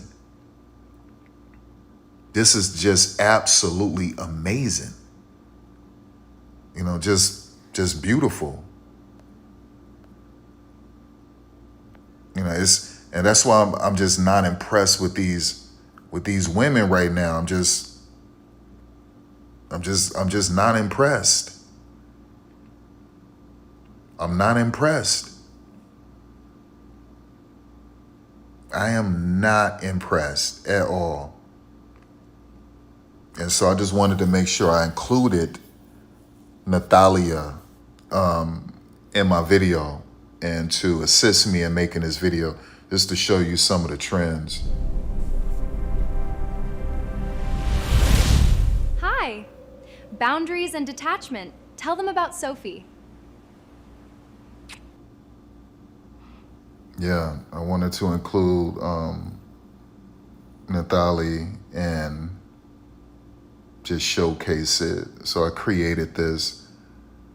And, you know, I added some music on the other side of it, but yeah. Just amazing, man. Absolutely amazing. And yeah, this is, I mean, look at this. Look at this. Like, I swear, dog, these chicks are not impressive. And I don't want to go to IG and look at these IG models, because on that account, I don't want that account to be with IG models. They piss me off sometimes. So, because they all look alike. They all just freaking look alike. And so there's just nothing impressive. This right here is just amazing. I mean, this is just, let me see it. Let me find the eyelashes from the 60s that I don't see women using today. It's kind of shocking they don't use that today, but I'm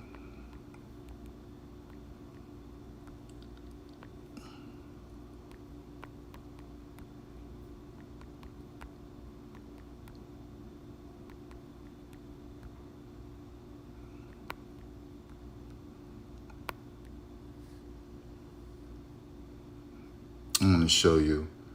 Yeah, bold, doll-like, dramatic, wide-eyed looks. Yeah, it was amazing. Let me show you. Oh, yeah.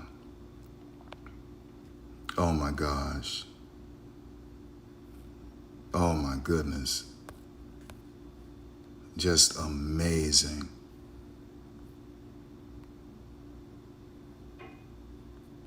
And see, they're trying to do it now, but it's nothing the way it actually looked like then. Look at this. And you have ones even more dramatic than this. But you really want to look at the women in the 60s when they were doing it versus the women doing it now.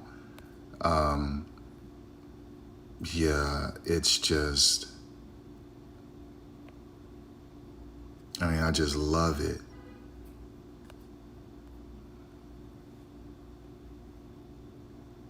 Yeah, I mean, this is,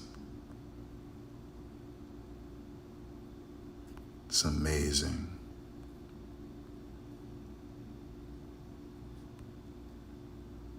It's amazing.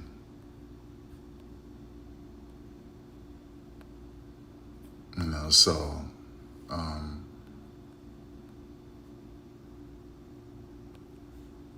yeah, I gotta save this. I gotta save this image right here. I'll come back to this, but I love this so much. You got other ones that are more dramatic. I wish they would show those. There's some that it's even more dramatic than these. It's even more dramatic than these. Let me see. Let me do the 70s, 60s. Let me do 70s. Let me see. Yeah. I didn't say eyeglasses. I said eyelashes. Oh, what am I doing? All right, there it is. Okay. Oh, yes.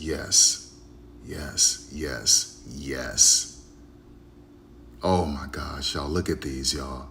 So you saw the ones from the 60s, the 70s. These are the ones I'm talking about. Oh my gosh, y'all. Yes. Yeah, Shelley Duvall. She played in Popeye too, but yeah, look at that, y'all. This is what I'm talking about. This is what I'm talking about, y'all. I mean, look at this. This is so amazing. And this is so amazing. Look at this.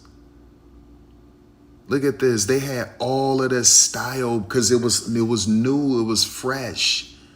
And they were creating different styles. And like, you just never seen this stuff before in the history of humans. Right? It's just amazing. Absolutely amazing, y'all. Absolutely amazing. Look at this.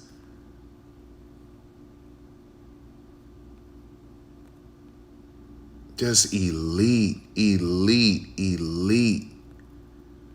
And right now it's just lame. Like, the women, they're not doing anything right now. They're not doing anything. It's just like,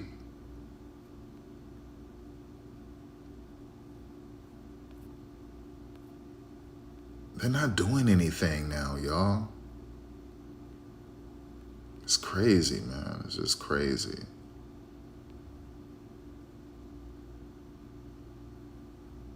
Even the makeup was better.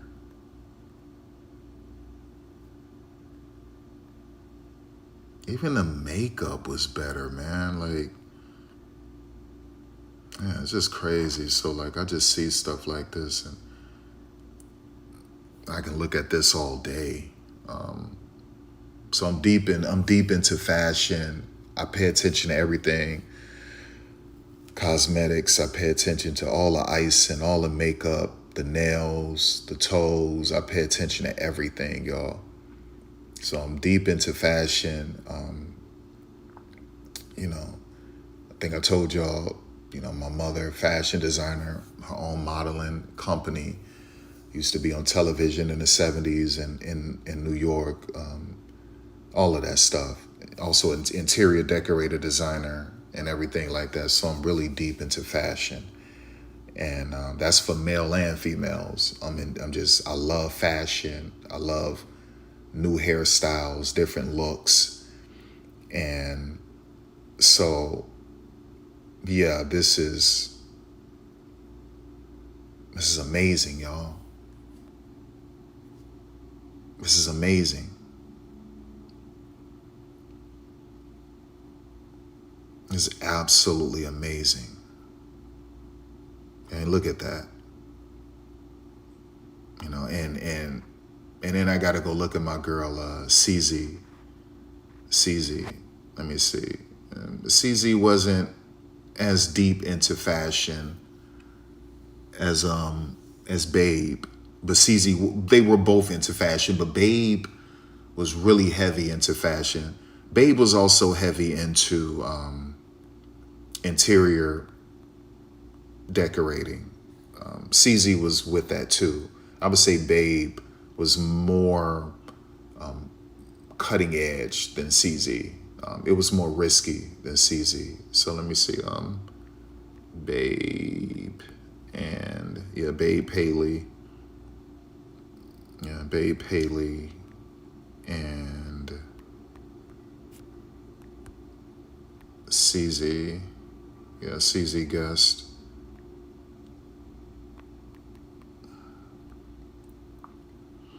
So some of you know, well, maybe some of you are aware, I made videos about these women before. And yeah, just amazing.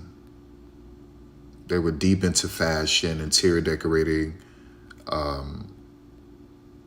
Yeah, just, and I just love some of their hairstyles, especially a young Babe. Young Babe had really good hairstyles that she would put out there, and CZ as well. So yeah, I love these women so much. I love these women so much, man. Just real unique, and glamorous and everything. And so yeah, I could look at my girl Babe all day. And like, you hear their names, Babe, like her name is Babe and her name is CZ. Like, even just back then, calling each other, just imagine a woman named CZ and then Babe. Like, it's just levels to this. So like, I could look at my girl all day. I could look at my girl Babe all day, man. Like, that was my girl. Look. And so for some of you who don't know, she came up with the style of wearing gloves. Okay. So if ever you watch any woman today, whether they're formal and they're wearing gloves, long gloves that reaches to like the forearms, and just gloves, period. You see how she created wearing your jewelry like that on your wrists. She invented all of this. Babe Paley, she invented all of this. A socialite, and all of this. Like, she created all of this. Just amazing, man. Like, she was deep into fashion, man. Just deep into fashion. And so she was a trendsetter. Yeah, you see her with the gloves. She created that. She came up with that style. And a lot of people, and it just took off after that. And you start seeing people wear gloves, women wear gloves and all of that. Yeah, you see the gloves right here. My girl, look at the gloves, y'all. My girl was a trendsetter, man. My girl was a trendsetter. Listen, I love these women. I love these women. I mean, listen, I could talk about them all day. I could talk about Babe all day, y'all, all day. Yeah, I could talk about my girl all day, man. Oh my gosh. Yeah, I'm addicted. I'm addicted to Babe Paley and CZ, Marilyn Monroe, Joan Crawford. Joan Crawford is the originator of drawing your eyebrows, and she's the originator of putting lipstick over the lip line of your lip, over the lining of your lip, so your lips could look more fuller. She was the first to do that, and to do those hard arching eyebrows, to draw those. Joan Crawford came up with that.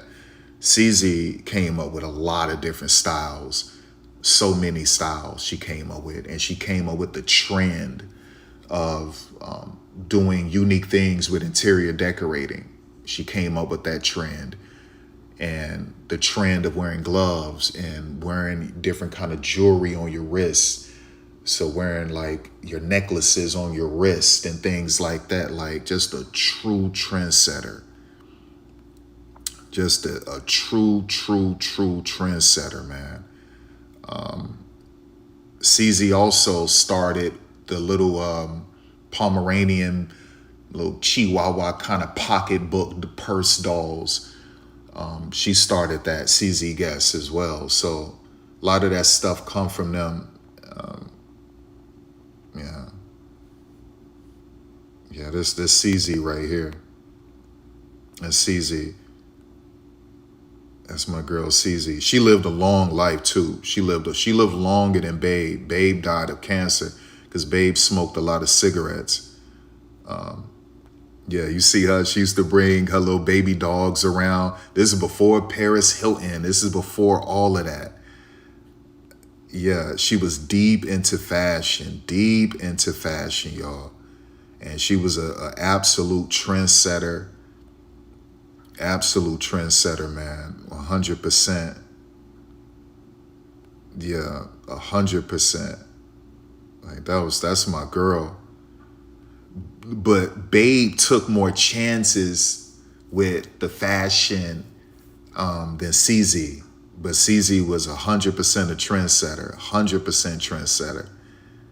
And yeah, that's my girl, man. That's my girl. Like, she started the little dogs, bringing the little dogs to the restaurants, bringing the little dogs everywhere. Like, she started that. Like, they had all of these amazing trends, man. All of these amazing trends, CZ. But it's really the interior decorating design. Like, see, she was more glamorous with hers, and Babe was more adventurous with her interior decorating. She was more adventurous. And so, yeah, these are my girls, y'all. These are my girls right here. These are my girls, man. CZ and Babe, man. I could talk about them all day, man. I could talk about them all day. So yeah, I'm into certain things. Look at my girl. Look at my girl CZ, y'all. Look at my girl. And you see her wearing those gloves? She got that because they were very close friends. She got that from Babe. Babe started the gloves. Look at my girl, y'all. Look at CZ. Look at my girl, man. Like, it's levels, y'all. It's just levels to this, man. It just is. It just is. It's levels to this. And like, today, we just don't get that from these chicks, man. This is what I keep saying, man. I'm so disappointed in women today. I'm so disappointed in women today. Look at this hairstyle, y'all. And you will never see something like this today. Like, these chicks bust down, lazy. Like Sophie right there. It's a lazy hairstyle. And listen, you pretty much copying a bust down, technically, from the 70s, if we're being honest. But, yeah, bust down really became more popular in the 70s. But yeah, goodness gracious, y'all. Like, just amazing, y'all. Just amazing, man, amazing. And it's so beautiful because all of this was so fresh. It was never experienced before. This was all so fresh. You understand? All so fresh, man. Just finding their way with fashion and hairstyle and makeup and shoes and accessories, and just finding their way. And just think how completely different the 60s were than the 50s. And in the 50s from the 40s. And in the 40s from the 30s. The 30s, the 20s. And just completely different. And you got to go back to the 1800s, completely different, and the 1700s, and the like, just figuring out fashion. And man, this is just, I can look at this all day, y'all. I can look at this all day. And like, don't get me started on my girl. Don't get me started on my girl. Don't get me started on my girl, man. I had a personal photographer to travel with her everywhere, and just would make him take random pictures of different emotions of her. So she'll do this. Or she'll have another picture where she's crying. Another photo, I want to look frightened, and we're going to be over here and I'm going to look frightened. I want to, they're frightened. Being frightened is different from being startled. So I'm going to look startled. This one, I'm going to look surprised. This one, I'm going to look slightly happy. This one, I'm going to look miserable. Like this one, I'm just going to look bubbly and popping. And she would do these different things. He would travel. You got to watch the documentary. She has countless, a copious, a voluminous amount of photographs, pics that she did on purpose with her personal photographer. So she was cutting edge even then. She was cutting edge, but she's more amazing than what you see today because these women all take the same pics. They all do the same thing. Middle finger, tongue out, heart gesture, heart sign. They just all look the same. If you look at these pictures, they all look the same. And Marilyn was like, no, like, I'm going to show you different emotions. Like, what if we took an image where I look scared? What if we took an image where I look vulnerable? What if we took an image of me looking nervous, looking apprehensive, looking stressed? Like, Marilyn was cutting edge, y'all. She was cutting edge. There's no one. Marilyn is it. Marilyn is the greatest of any period in time. You could resurrect pharaohs, and you could show a pharaoh an image of Marilyn, and that pharaoh gonna be like, wow, oh, she's impressive. Like I'm telling you, the pharaoh is gonna be like, whoa. You can show this to Alexander the Great, raise Alexander the Great from the dead, and show him Marilyn Monroe. Marilyn Monroe is impressive in any period of any time in human history. She's impressive, period. Right? She transcends race. She's impressive no matter what. And she was a trendsetter. She was cutting edge. She was doing things that people never thought of. Right? So when I look on IG, and I'm seeing these women, they all have the same pose. They all do the same stuff. Marilyn was next level. Next level, man. You understand? This is just my G forever. Oh my gosh, I got to show you Sybil Shepherd. Like, but let me tell you something about Sybil. Her juices left her early. She's one of those people where their prime was in their teens and super early 20s. And they just started to age more rapidly, and like the juices left them. So Sybil was phenomenal in her teens and in her super early 20s. Just her beauty, her everything. And then she started to get deeper in her 20s and it faded away. She just wasn't. It's wild like that, but it's like that with some people. So you got to catch her in her teens and in her early 20s. Just phenomenal. So this is one of those right here. I like you look at her when she was 28 and it's like, damn, boy, she looked like she like 31 or 32. That's crazy. It's like the juices just left her early. So you got to catch her in her super early 20s and like 16, 17, 18, 19. And she's phenomenal, right? Sybil Shepherd. So yeah, look at Marilyn. Look at Marilyn. Marilyn, this is my G right here. Avril Lavigne, forever. forever and ever and ever. That's my girl. That's my girl forever, always, forever and ever. That's my girl. And then this my girl. Like I keep this to show black people. This woman got black blood. Her daddy has black blood, and her granddaddy was a mulatto. So when people look at Liv Tyler, if you don't know that, then you don't know that. And this chick, just look at all this, y'all. The lips, everything. And, Steven Tyler said he knew when they found out, he said he knew he had to have had black blood because he always felt a connection with black people. He always felt a connection. Plus, he got those black lips, and she got those thick black lips. Plus, she got a certain black build to her, like as you could see here. And so they found out that they had black blood in them. And they was like, damn, like we kind of knew it. Chick, man. So yeah, that's what it is, man. That's what it is. That's what it is. These are my girls, dog. These are my girls. Oh, whoa. Audrey.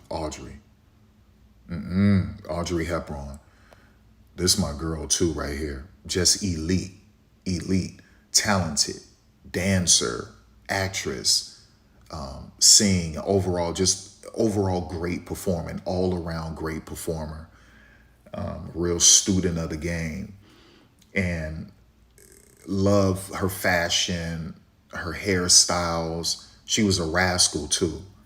She was a real rascal. I love women who are rascals. So like, that's my girl. That's my girl. She died pretty young too. She died at 63?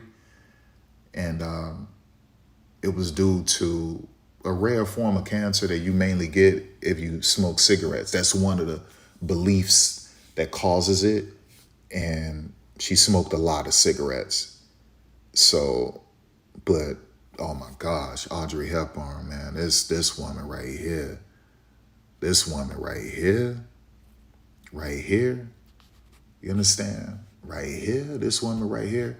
It's kind of hard to find black women from these periods who stood out, only because black women wasn't given the certain access and freedoms that white people were given, to different designers, to different material and different things. So black women had to just sort of create things on their own. So you could find some of them back in those days where you could look at Josephine Baker, right? You got some of them who just sort of stood out a little bit, but you still have to compare them to Marilyn Monroe or Joan Crawford or Babe Paley, Audrey Hepburn, and they just don't stand out because they're trying to look like them, but the black version of them.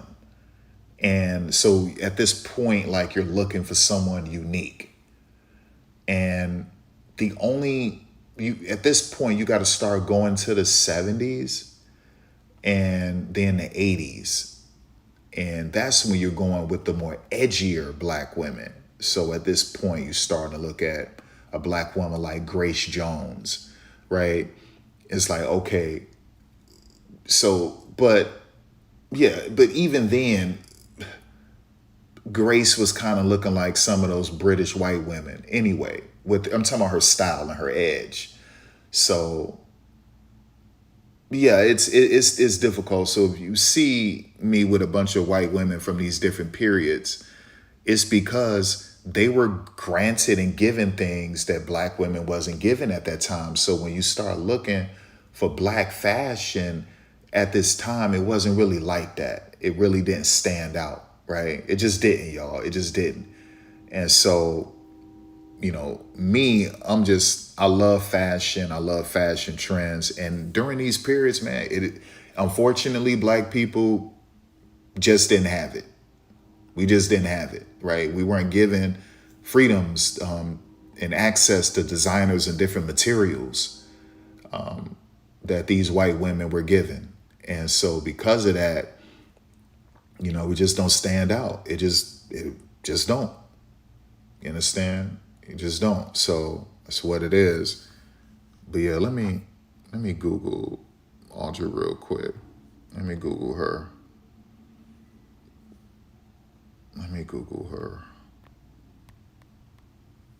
Yeah, look at my girl, y'all.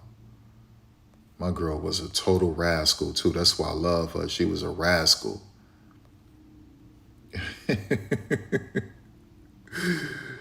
My girl was a complete rascal, man. I love this woman right here. I love this woman right here, y'all. This woman was a whole rascal, y'all. Look at her. Look at her, y'all. This woman was a whole rascal. I mean, just so unique and different. She was a ballet dancer. Like, look at what she did with short hair. She helped to get that trend going with the short hair. And this was at a time when the women wasn't doing short hair, and she did it. And she stuck with it because it was a film. The film she was in, and in the film they had to cut her hair, and it was her real hair. And yeah, you see where Breakfast at Tiffany's, but yeah, look at her. Look at the eyelashes, y'all. My girl was a whole rascal, y'all. Whole rascal. I love this woman, man. A true trendsetter. A true trendsetter. And she died at 63. Look at the collar. Look at the collar, y'all. Look at the collar. Look at the lashes. Look at the eyebrows. Like, that's my girl right here, y'all. Audrey, that's my girl, man. That's my girl, y'all. And she was so talented, too. She was so talented, man. So talented. And she passed away at 63. It's sort of like how I felt with Marilyn Monroe. Like, Marilyn passed away at 36. And I was happy because Marilyn, no one ever got to see Marilyn look old. You understand? And you should never see someone so beautiful like Marilyn ever look old. Marilyn should have always stayed forever young, and she did. She died forever young. Audrey passed away at 63, but at 63, she still looked good. So we didn't get to see Aubrey just look just totally depleted and gone. And I was happy. You know, it's kind of like what happened with Elizabeth Taylor. And it just, what kept her was her eyes, but she lived a long life and where all the juices left her, and then she gained all that weight. And that wasn't Aubrey, man. Like Aubrey, yeah, Aubrey, here, see right here. And she passed away at 63. You see this? So she still had that glow. She still had that glow. You understand? And so, like, yeah, that's my girl, man. That's my girl. Look at my girl. Look at what she did with the short hair. Look at what my girl was doing with look at my girl, y'all. Stop. Boy, don't ever be disrespectful. Don't ever be disrespectful ever in your life. Ever in your life, boy. My girl, boy, look at my girl. That's a rascal, y'all. That's a whole rascal. So, like, you got to watch her interviews. You got to see her films. You got to see her train when she be dancing and stuff. Man, my girl was a rascal, boy. My girl was, I love women who are rascals. My girl was a whole rascal. A whole rascal, man. Super talented. And like I said, I could look at her all day. I could look at Audrey all day because she was a trendsetter. My girl was a trendsetter, man. I could look at her all day, all day. So yeah, anyway, doing work with UNICEF, she still had that glow too. That's why I said, like, I was happy we didn't, in the 70s or the 80s. No, because all of that juice would have been completely gone. When she passed away at 63, she still had that spark in her. You understand? She still had that glow. She still had that glow, man. So I was like, It's like I said, like Marilyn Monroe leaving at 36 was the best thing, because she died forever young. My girl Marilyn died forever young. Little rascal. You little rascal, that's my girl, boy. That's my girl, boy. That's my girl, boy. I told you I could look at her all day. All day. Her, Marilyn,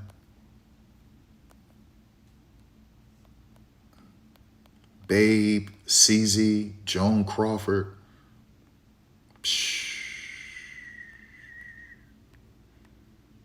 Man, shoot, this my G. Now, Joan Crawford lived a long life, a little bit. She smoked a lot of cigarettes too. You know, look at my girl, boy. And my girl was a great dancer. At the time, she was one of the women who had a little booty on her too. For a white woman, sexy, could dance. You see the eyebrows right here? She created this. She was the first to do it. And then she was the first to put lipstick over the lining of the lips to make the lips look full. She started that trend. So yeah, Joan Crawford, yeah, that's my girl, man. That's my girl. Yeah, she started all of this. So when you see women with the eyebrows arched like that and drawn on, and white women making their lips look fuller with the lipstick, painting over the lining of the lips, she started all of that. That was Joan Crawford. She created all of that. All of that. All of that. That's my girl. That's my girl. And like, she worked her way to being a great actress. She won the Oscar for Mildred Pierce. So yeah, she was a true trendsetter, and she worked her way to becoming a great actress. Unlike Betty Davis, who Betty worked her way. Betty started out in the theater, and but yeah, Joan Crawford was a dancer, and yeah, that's my girl. That's my girl, man. That's my girl. That is my girl, Joan Crawford. Boy, she has some amazing photos of herself, even when she was real young, she was always a trendsetter. Joan Crawford was always a trendsetter, man, always. And that chick could dance so good. She could dance so good, y'all. And like I say, she was one of the ones. I love this one. This one of my favorite ones right here. Look at that. This is one of my favorite ones of Joan Crawford. Yeah, this is one of my favorite ones. My girl was a true trendsetter. And like I said, at the time, she was one of the few white women that had a booty. Joan Crawford had a little booty on her. So yeah, that's my girl, boy. That's my girl. That's my girl, boy. Joan Crawford. I mean, listen, Marilyn Monroe was just perfect. Marilyn had everything. Marilyn had everything. The booty, the boobs, the face, the legs, the walk, the waist, like the perfect shoulders. Like Marilyn just had it all, y'all. Marilyn had it all. Marilyn had it all, man. But Joan was an elite dancer, man. And Audrey Hepburn, she can do anything. But yeah, that's my girl, Joan Crawford, man. Yeah, Marilyn was stacked, man. My girl Marilyn was stacked.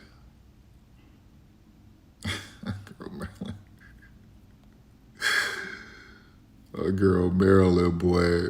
My girl Marilyn, I swear, y'all, like, this woman right here. This woman right here. This woman right here.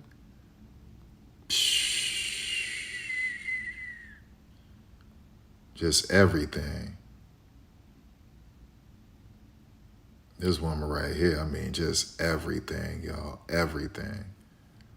Even as just Josephine Baker, I'm talking about Josephine Baker, Norma Jean. Let me get Josephine Baker out of my mind. But yeah, even just as Norma Jean Baker, man, just like, I mean, look at my girl, y'all. Look at my girl. Look. Didn't I tell y'all? She used to do this all the time. That's what she does. So you have to watch the documentary about her and her photographer, And she would tell him to do these things. Okay, I'm going to look like this. I'm going to look like that. Let's go here. It's going to be this kind of emotion. You see this? You see that? Didn't I tell y'all? So you got to watch the documentary. She has countless photos. And she would just say, I'm going to display and convey and just show this type of emotion. And this is what it was. And like, these women today, I swear, they don't do stuff like this. They just don't. They don't do stuff like this. This was by design. Like, they just don't. They just don't, man. Look at my girl, man. Look at my girl. All it is. Look, y'all, look. This is what she told him to do. I'm going to look like this. Snap it. Like, just levels to this, y'all. It's levels. It's levels to this, man. Like, she was setting trends. She's doing stuff these women don't do today. Look at this, man. Like, look at this woman, y'all.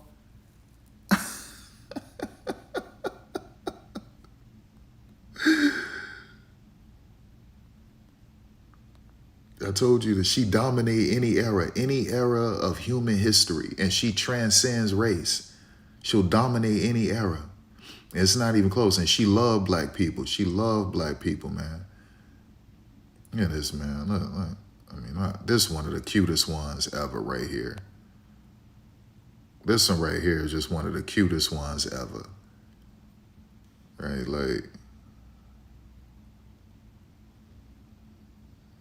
but my girl was serious, boy. And there's so many, it's countless photos of her. Countless photos. My girl was so serious. Y'all see her with the gloves? That's CZ Guess. That's Babe Paley.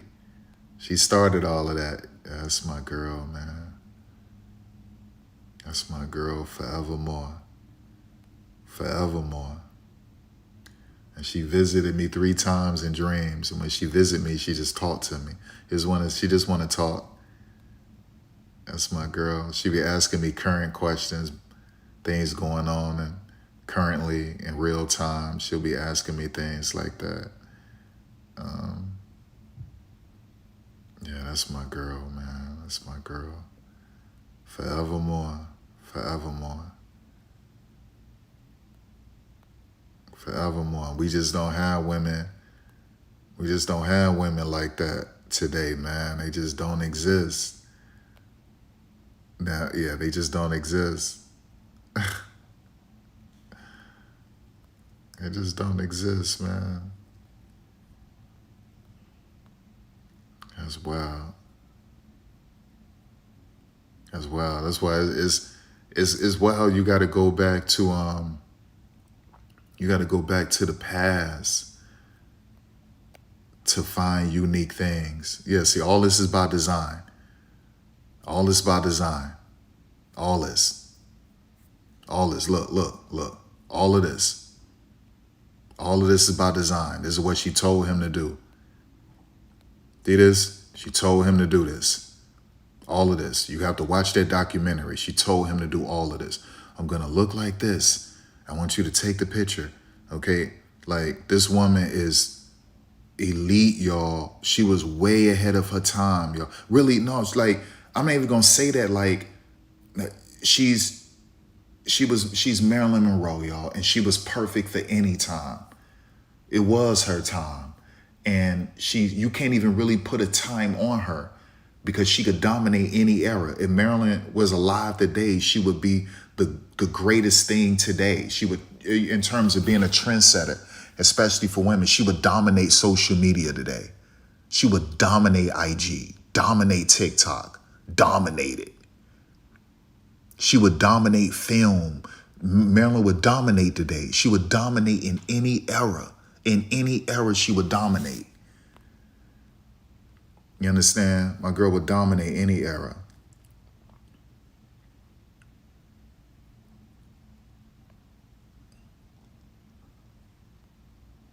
But these people not ready, man. They're not ready. They're not ready. They are not ready. They are not ready.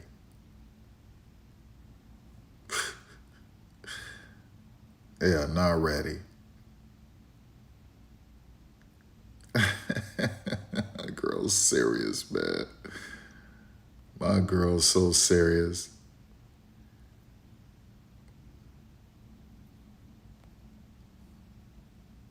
My girl's so serious. Hold on, let me look at. When I said I was gonna show y'all how my girl was thick. I don't really like doing my girl Marilyn like that, putting her out there like that. But my girl had everything. She had everything. She had a butt. She had everything.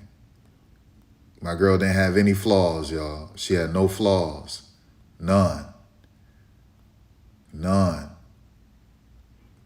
I don't want them to show any nudity. I don't want them to show any nudity, but I do want y'all to see. Oh, wait a second. Let me go back to that one. Oh my gosh, Marilyn, I love this one so much. I love that one so much. Man, this my girl, y'all. This woman right here.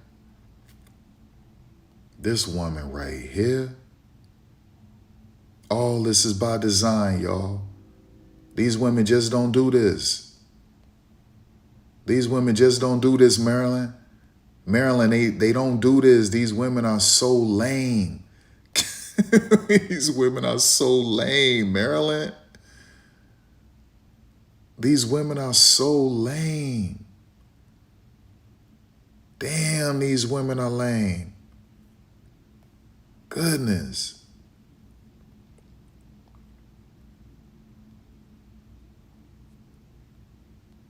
Yeah, my girl had everything. Let's go back. I love this one too, and I love. Where's the? Oh yeah, this the one right here too. Yeah, I love this one, Grand Central.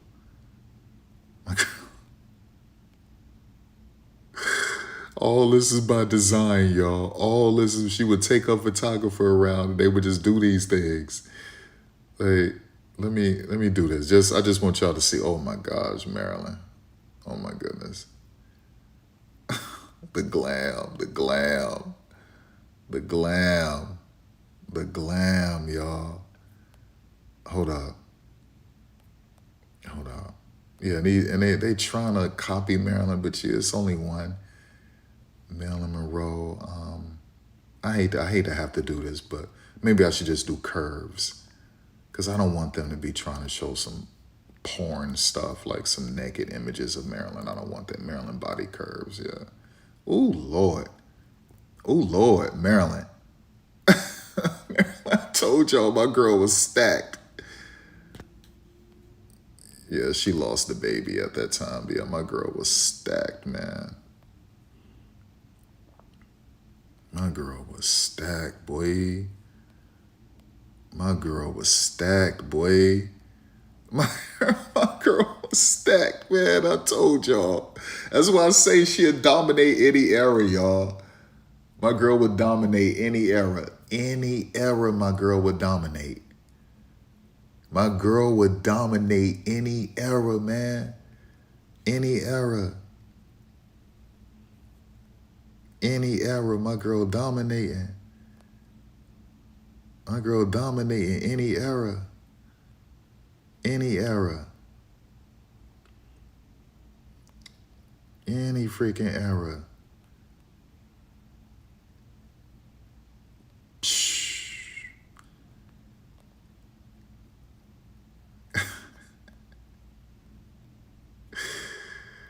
They ain't ready, boy. They ain't ready. They ain't ready. I don't even like doing that. You understand? Like, you dealing with my girl, treat my girl with respect. But I just wanted y'all to see the curves, man. Like, it's just levels. And that's a good height, too, for Marilyn. 5'5". That's a good height. They keep showing that image when she was pregnant. She had lost that baby. Unfortunately, she lost that baby, but yeah, man, boy, my girl was so straight, boy.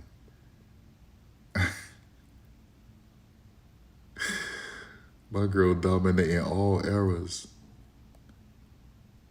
My girl dominating all eras. All eras. All eras. Every era, my girl dominating. Every era, my girl dominating. It's levels, y'all. It's just levels to this, man. It just is.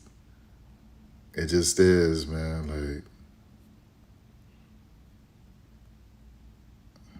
be respectful, boy. Be so respectful. Be so respectful, man. Be so respectful. That's my G, man. That's my G. Look at my girl one more time. One more time. One more time. I love you so much. Look at my girl. Lord, what's wrong with these women today? Where's your style at? Where's your style at? Where's your style? That's why I say, man, like, I'm just not impressed, man. I'm just not impressed. I'm not impressed with these women today. I'm just not impressed. Like, where's your style at, man? Where's your style at? Look at this, y'all. Even just the hair. I would rather see women with this hair today than what they're... Look at Sophie with that trash bust down. That's lazy, y'all. That's lazy. That's uninspired.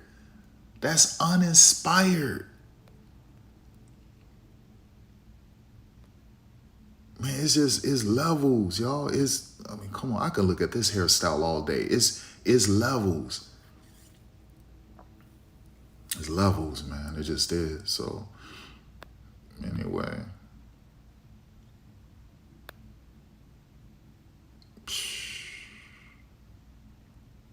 It's levels, man. So, let me get